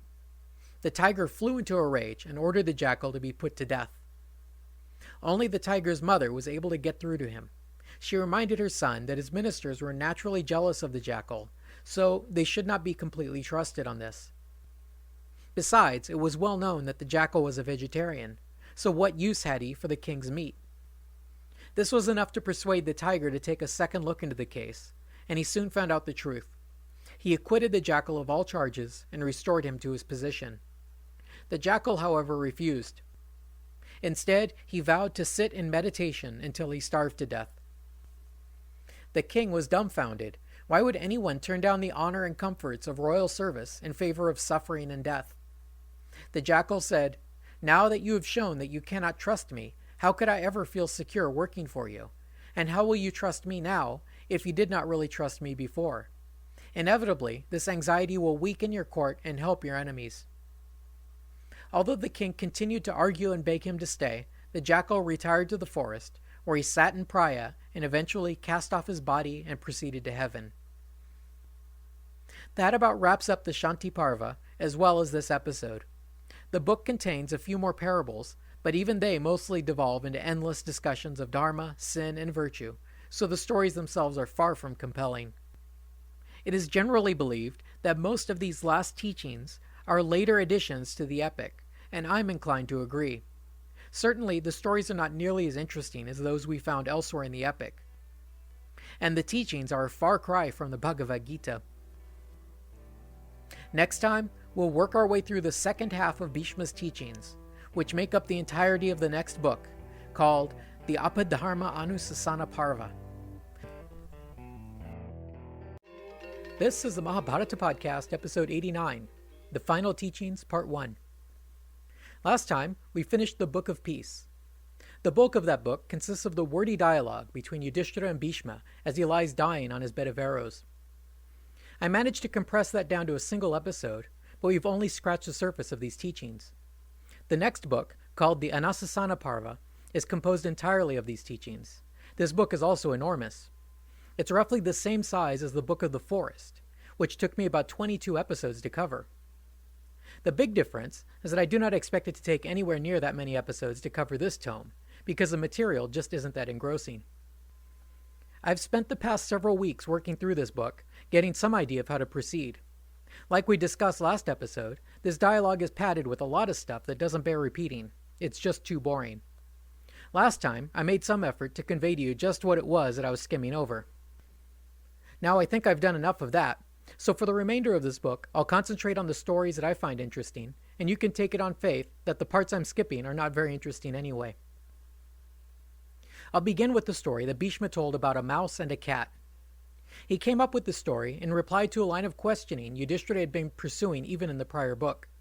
It had to do with what is the best way a king should respond to failure, defeat, or oppression by a more powerful neighbor. One of Bhishma's answers was this parable about a cat and a mouse. The story takes place at the base of a giant banyan tree in the jungle. Living among the roots of this tree was a clever little mouse, while up in the branches there lived a cat who mostly fed on the numerous birds that nested in the tree. The jungle was full of predators, so the mouse kept close to his network of tunnels for safety. There also lived in this forest a trapper, who made a living on the furs of jungle cats. One day, the trapper set a snare in this big tree, and the cat got caught up in its net. Around the same time, a mongoose came by, sniffing around the mouse's nest. The mouse ran up the tree to avoid the mongoose, but when he got halfway up, he saw a great owl sitting in the branches. Exposed and surrounded by enemies, the mouse had to think quick. Even though the cat was normally the mouse's biggest enemy, he realized that for the moment at least, they shared some common interests. The mouse quickly negotiated with the cat, promising to release the cat from the snare if the cat would protect him from the owl and mongoose. The cat readily agreed to this deal, and the mouse hid under the cat's belly. Whether the cat's word could be trusted or not did not matter, as long as the mouse was his only hope for escape. After a brief standoff, the owl and mongoose gave up and wandered off, and the mouse fled back to his tunnels. The cat grew anxious and said, "When are you going to free me from this net?" The mouse intended to keep his end of the bargain, but he took his time doing it. After all, he feared the cat might simply eat him as soon as it was set free. So instead, he waited until dawn of the next morning, when the trapper returned to check his snares. He waited until the last moment to free the cat. Hearing the trapper coming, the cat was too afraid to wait around hunting mice, so as soon as he was set free, he sprang up into the high branches. The parable of the mouse showed how a weaker power can use the strength of his enemies to advance his own interests. The theme of what a person should do when fallen on hard times comes up again, and Bhishma tells the story of a man who fell on the hardest of hard times. This man was the royal sage Visvamitra, whom we've met before as the reluctant father of Shakuntala. See episode 4. This story probably takes place long before the birth of this famous woman, because Bhishma says it took place at the end of the Treta Yuga and beginning of the Dvapar Yuga. Bhishma said that at the end of the Treta Yuga Silver Age, many of the most highly evolved people chose to leave the earth. Around this same time, the whole world was stricken with the terrible drought. Rivers and lakes dried up, cities were deserted, and civilization completely broke down. Most people died, while those who remained became marauders, or they starved. Even the rishis gave up their vows and began to wander in search of food. Bhishma said that the sage Vishvamitra abandoned his wife and son and set off in search of any kind of sustenance. Starving and alone, he eventually came across a hamlet in the wilderness, inhabited by cruel hunters who lived by eating all kinds of animals. They got their clothes and wealth by stripping the bodies of corpses. Piles of bones, skins, and trash lay in heaps all around the village, and as you might imagine, this place was a nightmare of impurity for any self-respecting Hindu. Our poor hero was simply too hungry to have any scruples over this place, so he entered the village and begged for any scrap of food. Of course, the peasants were as crude as their setting, and they angrily refused to give him anything. In desperation, Visvamitra waited until night and then snuck into a hut where a dog had recently been slaughtered. Hungrily, he began rationalizing. He concluded that even theft and eating unclean food were acceptable if it meant preserving one's own life. As he reached for a slab of raw dog meat, a dirty peasant stepped out of the shadows and hollered, "Who's there?" His face crimson with shame and his heart racing, the sage replied, "Bless you, sir. I am Vishvamitra. I have come here out of severe hunger. Please don't kill me." The peasant kneeled before him and said respectfully, "What are you doing here late at night, O Holy One?" Vishvamitra replied, "I'm dying of starvation, and I have a hankering for a chunk of that dog meat. I'm so hungry that I'm all messed up. I've forgotten my Vedic lore, and I've become sinful. Now all I can think to do is eat me a piece of that dog meat over there." The peasant, crude as he was, knew enough to realize that this was a bad idea. He said, "No, don't talk like that. Dog meat is the worst. Really, there must be a better way to keep alive than stealing dog meat of all things. Vishvamitra said, Ah, but when one is dying, he must first see to his survival, by whatever means. Then he shall live to do whatever penance to make up for it. As long as I can keep alive, I can always expiate my sins later. Besides, he said, the great sage Agastya once ate the asura Vatapi. So I'll eat some dog meat. It's not so bad. The peasant reluctantly gave up the fight and handed over the dog's leg, so at least the sage would not be guilty of theft. Vishvamitra set off directly to find his wife to share this precious meal. Even though the meat was unclean and disgusting, the sage resolved to treat it as if it were completely pure and sanctified. He carefully prepared and cooked it according to the Brahmanic rites, and made offerings to the gods, all according to the scriptures. And as he did this, Indra sent down the rains, thus ending the drought and bringing life back to the earth. Having survived the dire emergency, Vishvamitra was able to live on and perform all the necessary penance for what he'd eaten. Bhishma concluded that when one's survival is at stake, life should be preserved by whatever means are available. There will always be time later to make up for it. Bhishma's next story is a strange one, but it follows on the theme of people who live by killing wild animals. This story begins with an especially cruel trapper who lived alone in the woods, scorned even by other trappers for his meanness. One day, while out hunting in the woods, the trapper got caught in a huge rainstorm. The deluge flooded the forest floor, and the trapper was unable to return home. Wet and exhausted, he found shelter under a big tree. As he waded over to the tree, he noticed a pigeon lying stunned on an outcropping. Indifferent to her plight, the trapper grabbed the bird and put it in his basket for later snacking. The tree he sheltered under happened to be where the rest of the pigeon's family lived. Bhishma said that when he reached the base of this tree, he bowed to the tree and said, I beg all the deities that reside in this tree to allow me to shelter here for the night. He then spread out some leaves, rested his head on a stone, and fell asleep for the night. Meanwhile, up in the tree was nested the captured pigeon's husband and children. The wife had gone out that morning, but had not returned, and the husband was very anxious. He lamented that a house without a wife is no longer a home, and a family without a mother is lost. The captive pigeon heard her husband's lament, and she spoke to him.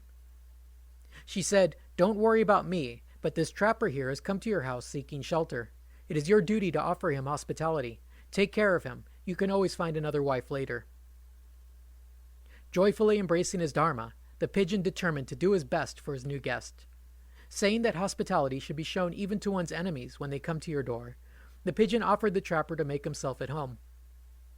The trapper was a bit surprised, but he replied, Well, I could use a fire to warm up by. And so the pigeon flew off and retrieved dry grass and twigs, and even brought back a burning branch from some other fire. The trapper eagerly warmed himself by the fire and then said, Gosh, I'm pretty hungry. Do you have something to eat? The pigeon said, I'm sorry, but you know how it is with us birds. We don't store food for the next meal. We rely on nature to provide our food when we need it.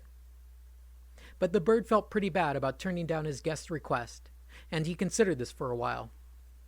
Then it became clear to him what must be done. His guest must be fed, so he approached the flames and said, I have been taught that there is great merit in honoring a guest, so allow me to honor you as best I can. So saying, the bird circled the fire 3 times and then entered the flames. The trapper was stunned. He said, Holy crap, what have I done? I've been a cruel, bad man. This noble creature has taught me a grave lesson. Now I know my duty. At that, the trapper decided to turn his life around and give up his wicked ways. The first thing he did was throw away his hunting implements and free his captive animals. But the pigeon's wife was inconsolable. She mourned her dead husband, saying, Without her husband, a woman becomes helpless and an object of pity. My husband was always good to me, and I was happy. Life here now has no purpose for me. Thus lamenting, the pigeon flung herself into the fire and joined her husband in the afterlife. The trapper was even more astonished at the sight of this incredible sacrifice, and he resolved then and there to lead a life of renunciation. The trapper gave up all desire for food or comfort. He wandered into the wildest part of the jungle, where the thorns lacerated his flesh and tigers eyed him hungrily. By some kind of providence, the trapper then saw a wild forest fire in the distance, and immediately he knew what to do. With a happy heart, the trapper ran straight into the heart of the conflagration. Bhishma said, "Consumed by that fire, the trapper was cleansed of all his sins, and he attained the highest paradise, along with the 2 pigeons." He concluded saying, "The woman who thus follows her Lord speedily ascends to heaven and shines in splendor there." This subject of hunting for food seems to come up quite often, and I have one last story concerning those who kill and eat forest creatures for a living. Yudhishthira wanted to hear about people who injure their friends and lack gratitude. So Bhishma replied with a story that took place among the Mlecha barbarians in the north. The story began with a wandering Brahmin named Gautama, who had never been educated in the Vedas. Hungry and impoverished, he entered a village of outlaws to beg. Approaching the house of the headman, the Brahmin begged for food and shelter to last him for 1 year. The bandit chief did him even better. He arranged for this Brahmin to marry a well-off widow and allowed him to take over her household. Suddenly finding himself in the lap of luxury and with no real training in the priestly profession, the Brahmin took up with his fellow villagers and learned the techniques of archery. If the Brahmin had been born with any moral scruples, he soon forgot them among these cruel people, and soon he learned to take great pleasure in killing and eating the forest creatures. He particularly loved to hunt and eat cranes. But just as Gautama was embracing the cruel lifestyle of his primitive neighbors, another Brahmin arrived at the village, from the same hometown as Gautama. But this Brahmin was properly trained. This newcomer, hungry as he was, would not accept food from low-caste Shudras, and so he sought out a Brahmin from whom he could accept alms. Eventually, this brahmacharya found the home of Gautama. Just as he approached the doorstep, Gautama himself came walking up, fresh from the hunt. Carrying a sword and bow, he bore a pile of dead animals on his shoulder and was covered in their blood. The acharya recognized Gautama and couldn't believe it. He said, "What the heck are you doing? You are a Brahmin and the father of a Brahmin. How is it you have become a butcher? You will bring shame on your whole clan." This reminder from his past seemed to snap Gautama out of his stupor. He suddenly repented of his lifestyle and lamented to his old friend, "O Holy One, I was poor and I am ignorant of the Vedas. Out of the need for comfort and security, I've taken up this way of life. But at the sight of you, I repent of what I've become. Stay with me tonight, and tomorrow I'll leave this place with you." The acharya agreed to stay in his house, but he refused to touch anything, nor, despite his hunger, would he accept any food from this filthy host. It seems this upright fellow was not too impressed with Gautama's sudden conversion, because, while both of them left the next day, they did not go together. Gautama set off alone, with the objective of going to the seaside, perhaps to find a teacher there. It doesn't say exactly. Gautama joined up with the caravan, and they traveled together for several days, until one night a stampede of wild elephants trampled the camp, killing and scattering the survivors. Separated from the others, and unable to find the road, Gautama wandered off into the wilderness. As he wandered deeper into the woods, he noticed a change in the light, the sounds and smells. Everything seemed more radiant and pleasant than a normal earthly forest. He had entered a grove that was favored by the gods.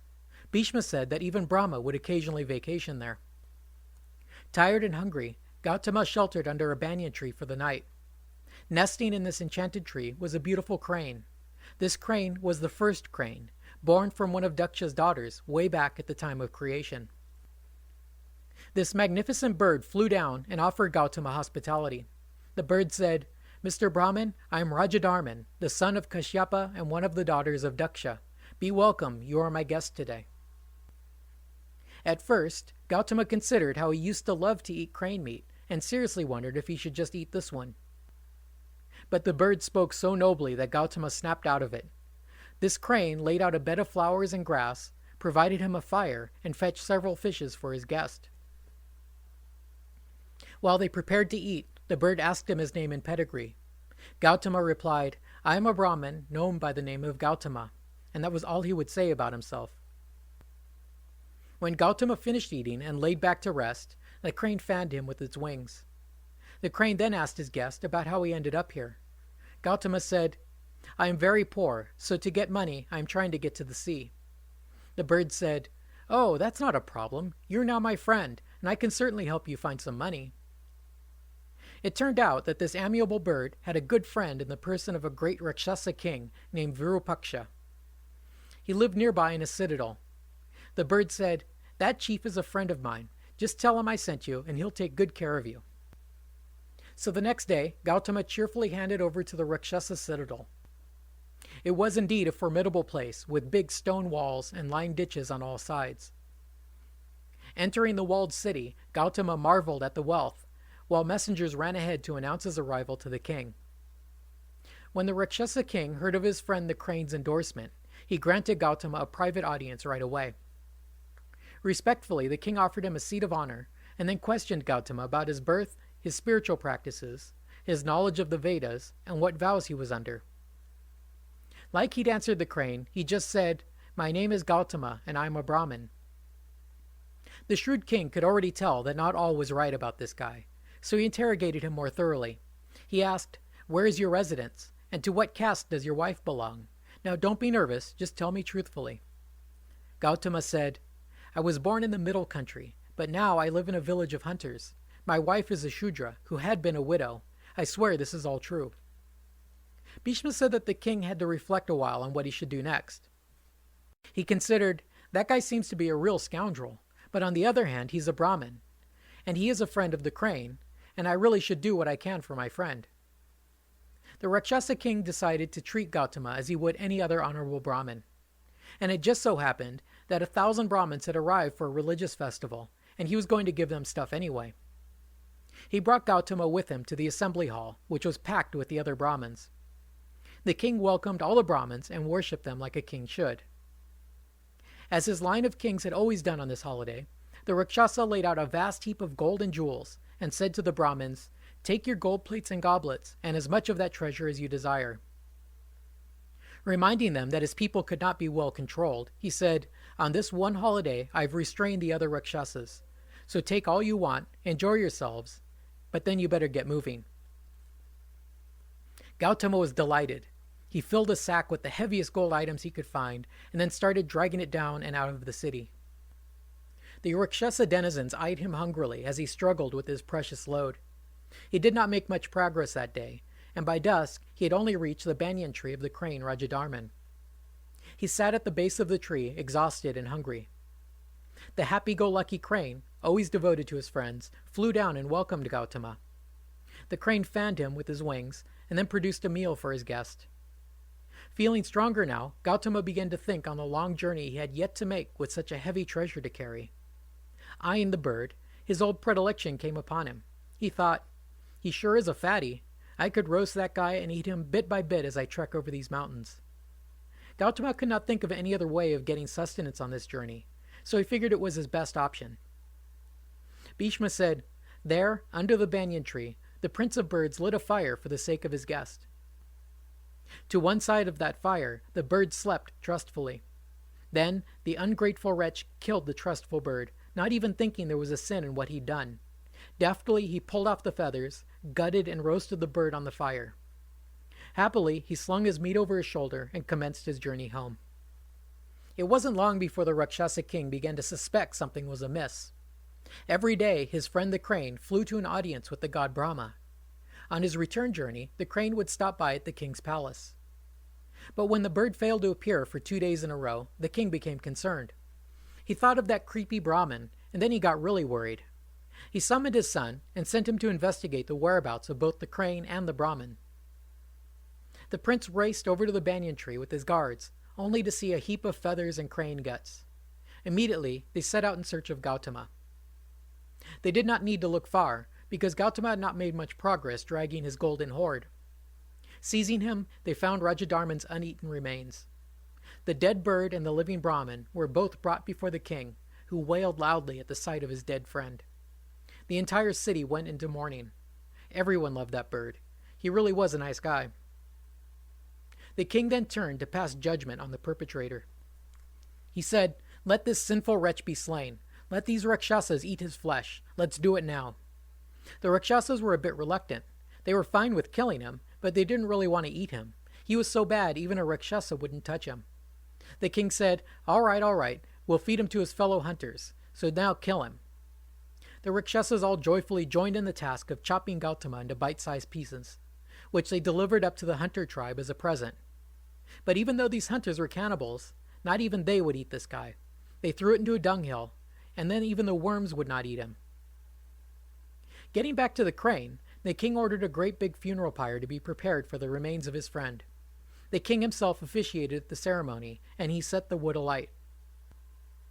As the sacred fire burned, Surabhi, the cosmic cow, Daksha's daughter and Rajadarman's mother, appeared above the flames. Her breasts were full of milk, and from her mouth she spat some milky froth onto the fire. Instantly, Rajadarman rose up over the flames and alighted next to his friend the king. He had been revived by his mother.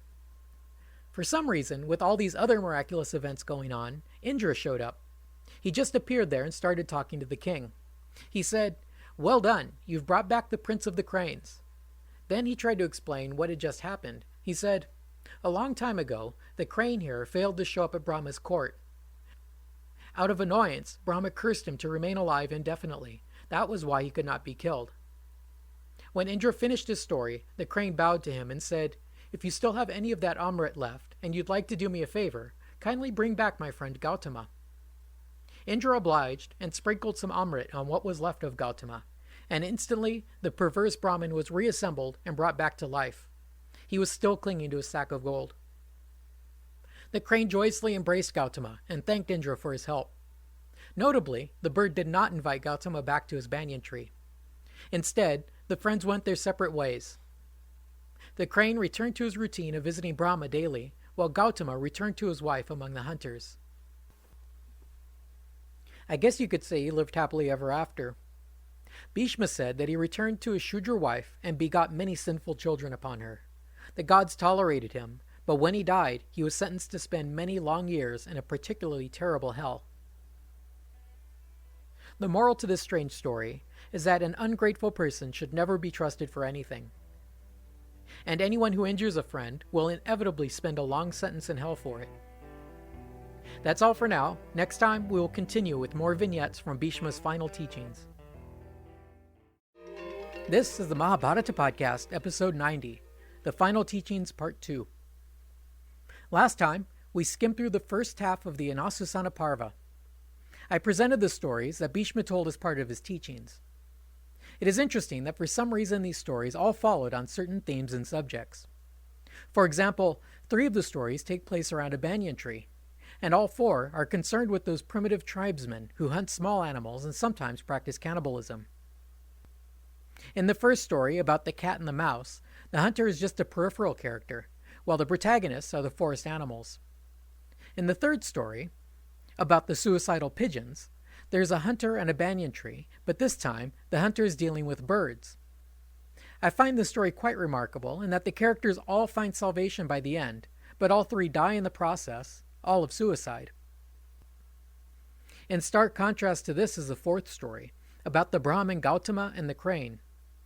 The protagonist of this story, Gautama, is an irredeemable scoundrel, and as such, he is not saved, despite the miraculous intervention by Indra and Surabhi. Thus, in the story of the pigeons, everyone dies violently, but they are all saved, while the notorious scoundrel Gautama is brought back to life, but spiritually he is lost. Yudhishthira next asked Bhishma to tell him all about Krishna and who he really is. He said, "I desire to hear of the indestructible one, who is the creator of all things and was created by none. He who is the source and destination of all creatures, who is known by the names Narayana, Rishikesha, Govinda, and Keshava." Bhishma said, "I'll tell you what I learned from Rama Jamadagnya, who in turn learned this from the sages Narada and Vyasa." Bhishma went on to describe what I think of as the classic picture of Hindu cosmology. He said that consciousness, matter, and space were all made from Vishnu's essence, and when Vishnu had manifested this reality, he laid down to sleep. While reclining on the primordial waters, consciousness, in the form of a beautiful lotus, sprang out of his navel. From the heart of the lotus came the grandfather of all things, the god Brahma. At the same time, in the darkness, or tamas, was born a great asura named Madhu. To ensure that Brahma had the upper hand in creation, Vishnu intervened and killed the original demon, thus earning the sobriquet of Madhusudan, or the Slayer of Madhu. Now free to create, Brahma, by a fiat of will, created the first 7 sages, of whom Daksha was the 7th. Daksha had 23 daughters, who were married to these sages and to the gods, and they in turn gave birth to all the races of creatures.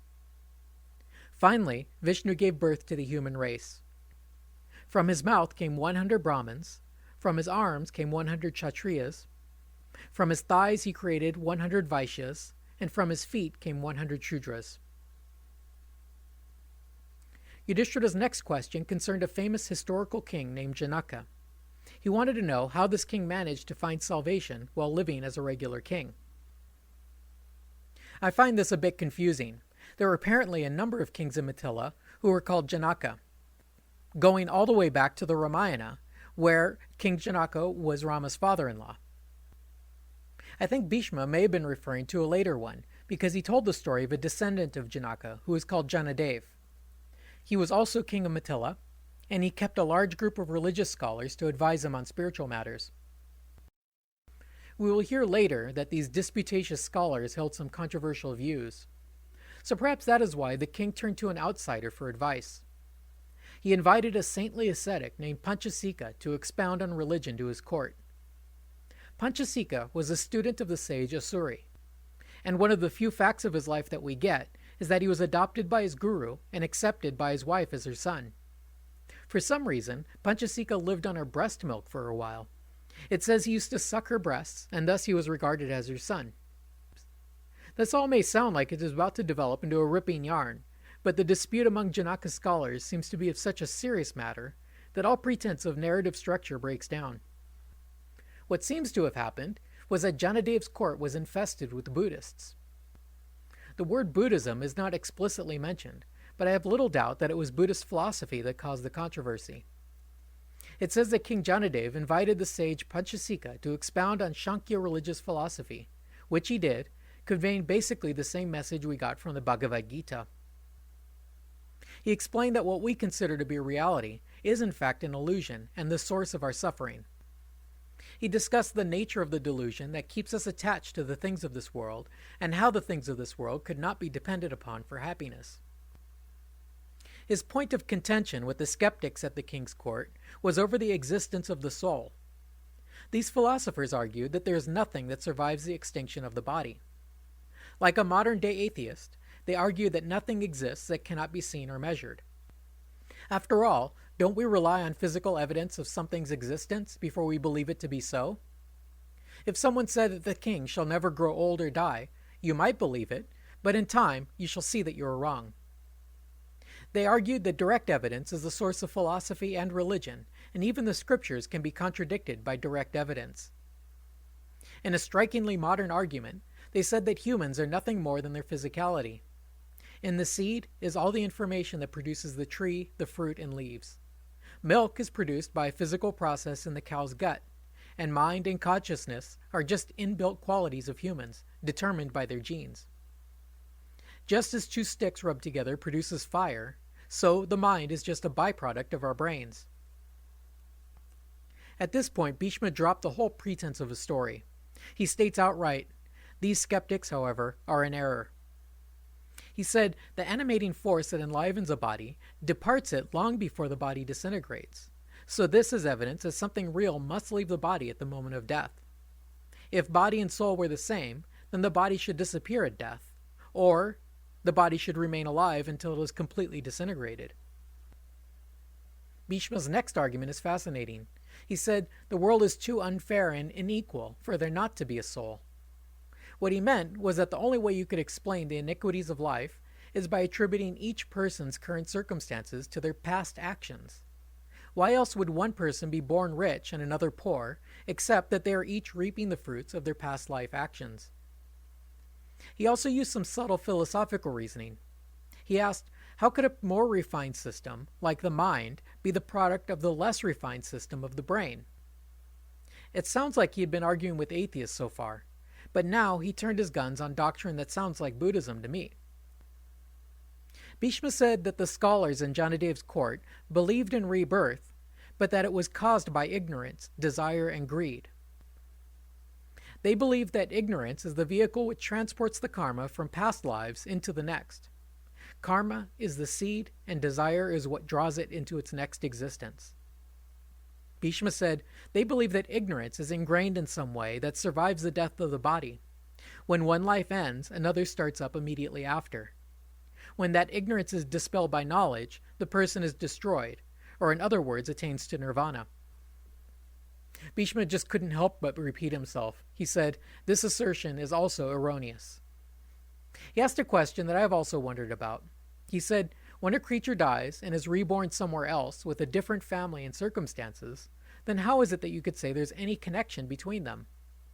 Without a soul, the chain of reincarnational lives becomes a heap of disconnected links.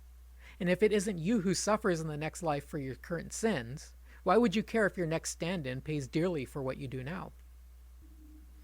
In addition, what would be the point in all our studying and religious practices if we were incapable of evolving over many lives in succession? Bhishma's biggest problem with this doctrine was that it relegated consciousness to the status of a mechanical byproduct of the brain. Having obliterated the arguments of the Buddhists to his satisfaction, Bhishma allowed the story to resume. When the debate finally ended, King Janadev asked for a full description of Panchasika's philosophy. The sage then delivered a long oration on the details of Sankhya, after which the king cast off his sorrows and lived happily ever after. There's no word of what happened to his court of refuted Buddhists, however. I must say that, by this point in the last teachings, the quality of the storytelling drops off drastically. I've skimmed over a large number of stories that were difficult to follow, yet ultimately led nowhere. Ironically, one of the better told stories is yet another rendition of Daksha's sacrifice. This time it is presented much more like a divine soiree, or dinner party, than that strange science experiment that they described back in episode 83. This is now my number one candidate for most definitely being a later insertion, so we'll move on. Did you know that Vyasa had a son? Well, I for one did not, until now. Apparently Yudhishthira knew something of this, because he asked Bhishma to tell him about it. This strikes me as a bit odd, in that Vyasa isn't the one about to die, so why couldn't we get it directly from him? Besides, he's standing right there listening to them talk. The story begins at some indeterminate time in the past, on the slopes of Mount Meru. The summit of this mountain is known as one of Shiva's favorite hangouts, and so it was here that Vyasa camped out to do austerities in order to get himself a son. As he practiced some hardcore yoga, he prayed to Shiva that he might have a son who would be even more of a badass sadhu than himself. Vyasa stayed there for 100 years, eating nothing, his mind focused on the great god. The strength of his focus was such that it soon attracted a great host of rishis and angelic beings, all gathered to see what would happen next. Finally, Shiva himself was sufficiently gratified to make a personal experience. He stood, smiling before Vyasa, and said, "O island-born one, you shall have your son, and he shall indeed be pure as the elements. He shall be born with awareness of his unity with Brahma. He will be devoted to Brahma." Confident in Shiva's promise, Vyasa left Meru and resumed his regular life in the forest. One day, while rubbing his sticks to make a fire, he looked up and saw the lovely Apsara called Gritachi. The cold, dead embers of his libido suddenly burst into flame. Although she flew away just moments later, she'd lit a fire that Vyasa could not put out. In consternation over his strange feelings, Vyasa tried to think of something else. He tried to distract his mind by working on getting the campfire started. He resumed rubbing his stick vigorously, and no, I did not make that up, and boom, without the aid of a woman, Vyasa produced a son, whom he named Sukha. The goddess of the river Ganga bathed this resplendent boy in her waters, and from the sky fell a stick and deerskin for his professional garb. Gods and Gandharvas sang his praises, and Shiva appeared with his consort to invest the boy with the sacred thread. Sukha was born knowing the Vedas, and Brihaspati became his teacher. When Sukha graduated from his studies, he stayed with his father and practiced severe austerities. Never once did he consider any other lifestyle, nor did he have any desire for the rewards of this world. The one desire that he still had was to get the hell out of here. He wanted to find emancipation as soon as he could. So he asked his father what he should do next on the fast track to salvation. Vyasa advised that the next thing he ought to do is pay a visit to the royal sponsor, King Janaka of Mithila. I'm guessing that this happened well before the time that the Buddhists invaded the king's court. This is the first that I've heard Vyasa had ties to other courts. It is also hard to reconcile how this story was more than a century in the making, while Vyasa should be about the same age or maybe a little older than Bhishma. Be that as it may, Vyasa also told his son to be sure to journey to the kingdom on foot. None of that fancy flying around or teleportation. Sukha was determined to tick all the boxes so he could finish up this incarnation. So he did as his father instructed and walked all the way to Mithila. When he arrived at the court, he was received with all honors, entertained, and offered fine gifts. But Sukha wasn't interested in any of that. He just wanted to get on with his business with the king. The king met with Sukha, and the pair had a long discourse on the duties of Brahmins and how to gain enlightenment. As soon as his mission was completed, Sukha did not waste a moment. He literally blew out of there like the wind and returned to his home in the mountains. The boy returned to his father's ashram glowing with spiritual power. His feet did not appear to touch the ground when he walked. He bowed to his father and described to him what he learned at the king's court. The father and son team then settled down to chant the Vedas together. After some days of such chanting, Vyasa instructed his son to keep chanting while he went off to take a dip in the celestial Ganga River. Sukha did as he was told, but he also continued to consider his own destiny. He realized that none of the attractions of this world had succeeded in snaring his desires. His only goal remained salvation and nothing less. He watched the moon over many cycles as it waxed and waned, and he decided, I have no wish to live in an existence where there's such changes. I am done with this body. I shall become all creatures. Having so decided, he spent one last day with his father, and then left for the slopes of Mount Kailash. Sitting in meditation on the side of that famous mountain, he identified with the wind, and then became the wind. He drifted up and shot away at the speed of thought. Like a meteor, he streaked through the sky, shedding his identity as he flew, finally striking a ridge that connected the mountains Himavat and Meru. The impact shattered the connection between these two mountaintops. The sound of this impact reached Vyasa's ears, and he sadly realized that his son was no more. In grief, he followed the path his son had taken, but he realized that while his son had left all desires, the father's still remained. Shiva appeared to him and said, Why are you so sad? Didn't you ask for a badass sadhu for a son? It says that as a consolation, Shiva granted Vyasa access to a shadowy copy of his former son to keep him company. Bhishma's next story was about a descendant of Manu, a king called Duryodhana. This king had a daughter who ended up marrying the fire god Agni. Her son was called Sudarshana, and he was determined to find salvation by the way of the householder. Sudarshana married a princess named Ogavati, and the pair lived a modest family life at Kurukshetra. Sudarshana, committed to living the perfect dharma of a householder, instructed his wife to provide all possible hospitality for her guests. He said, You should make no scruple about the means by which you welcome your guests, because there is no higher virtue than to provide hospitality. Ogavati, being an obedient and virtuous wife, said, I shall do everything precisely as you say. Bhishma said that death, or Mrityu, took an interest in this son of Agni, and decided to try to throw him off his course. One day, when Sudarshana had gone out to gather wood, an attractive young Brahmin appeared at his door. His wife Ogavati greeted him, gave him a seat and water to wash with, and asked what else she could do for him. The Brahmin said, I am here for you. If you follow the rules of hospitality, then you may please me by giving yourself to me, right now. The good lady tried to convince him to take something else, but the Brahmin was adamant. Remembering the instructions she received from her husband, but feeling shameful for it, she said, So be it, and she approached her guest. Meanwhile, Sudarshana returned with his load of wood. It says that Mrityu was with him like a constant companion as he returned home. When he reached his doorstep, he called for his wife, but he heard nothing. The otherwise chaste woman, overcome with shame, was unwilling to reply. As Sudarshana grew concerned, he heard the Brahmin's voice from inside the house.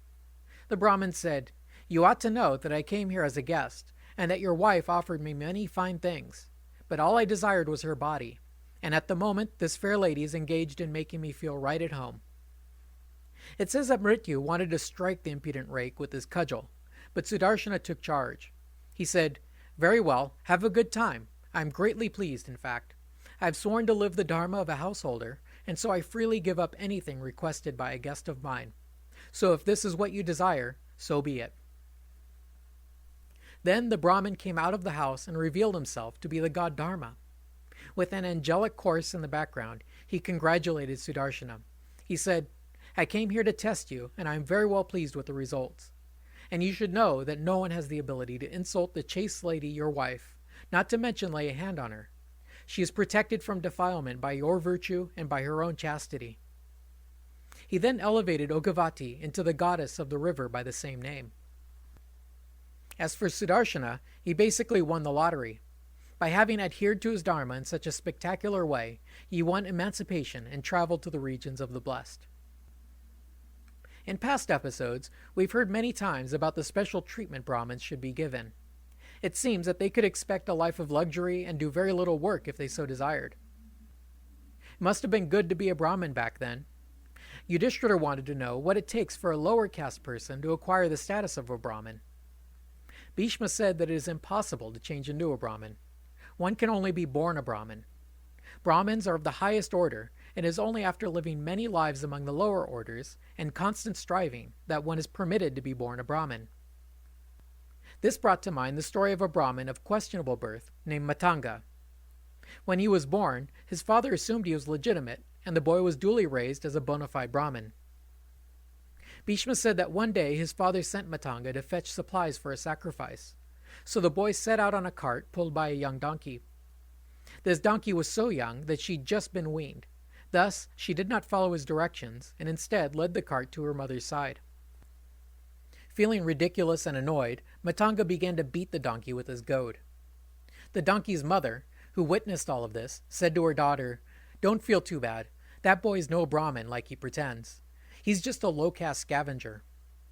No Brahmin is capable of being so cruel and impatient. The Brahmin is the friend and counsel to all creatures, while this fellow is showing his real birth by his actions. Matanga heard this, so he jumped down and confronted the donkey. He said, "What's this? Are you questioning my descent? Are you suggesting something about my mother?" The donkey mama did not back down. She said, "You were begotten on your Brahmin mother by a horny Shudra barber. That makes you a Chandala. You are most definitely not a Brahmin." The boy believed her words, and in a state of shock he returned home to his father. The old man asked about his supplies, and the boy said, "That donkey says I'm no Brahmin, so how can I help you with your sacred practices?" Instead, the boy committed himself to the most hardcore yoga and austerities. After doing this for some time, he managed to get Indra's attention. The god appeared to him and offered him a boon. The boy said, "I have only one desire from you, which is to become a real Brahmin. Give me that, and I'll stop these austerities and go home." Indra said, You better think of something else that you want, because I just can't do that for you. This is simply not allowed, so ask for something else or give it up. There's no way that a Chandala can be turned into a Brahmin." Matanga did not give up. Instead, he turned it up a notch, spending 100 years standing on one foot. So once again, Indra appeared before him. He said, "I'm telling you, it ain't gonna happen, so don't even try. What you're asking for will surely destroy you. The rules are like this. By having been born to Chandala, you must live it for many lifetimes. After 1,000 years, you may graduate to be a Shudra. From there, you will work your way up. There are no shortcuts. You're looking at several hundreds of thousands of years before you can even hope to reach the priestly caste. And that is if you don't get distracted. And remember, if you should succumb to temptation or evil along the way, you may get booted down to the level of a scavenger again. So please, accept your status and ask for something else." Matanga persisted for another 1,000 years of penance, but still Indra refused. Finally, the false Brahmin broke down and asked for another boon. He said, "If you will not let me be Brahmin, then this is what I want. First, I want to be able to shapeshift into anything I want." I also want to be able to fly like Superman. And let me have whatever I want whenever I want it. And I want everyone to bow down to me, especially Brahmins and Kshatriyas. So if you won't let me be a Brahmin, then that's what I want." Indra said, "Very well, you shall have all that." Shortly after Indra departed, Matanga died, and his spirit was transported to heaven where he could get his wish. Well, that's all for now. Next time, I'll try to wrap up these final teachings, and then we'll move on with the story.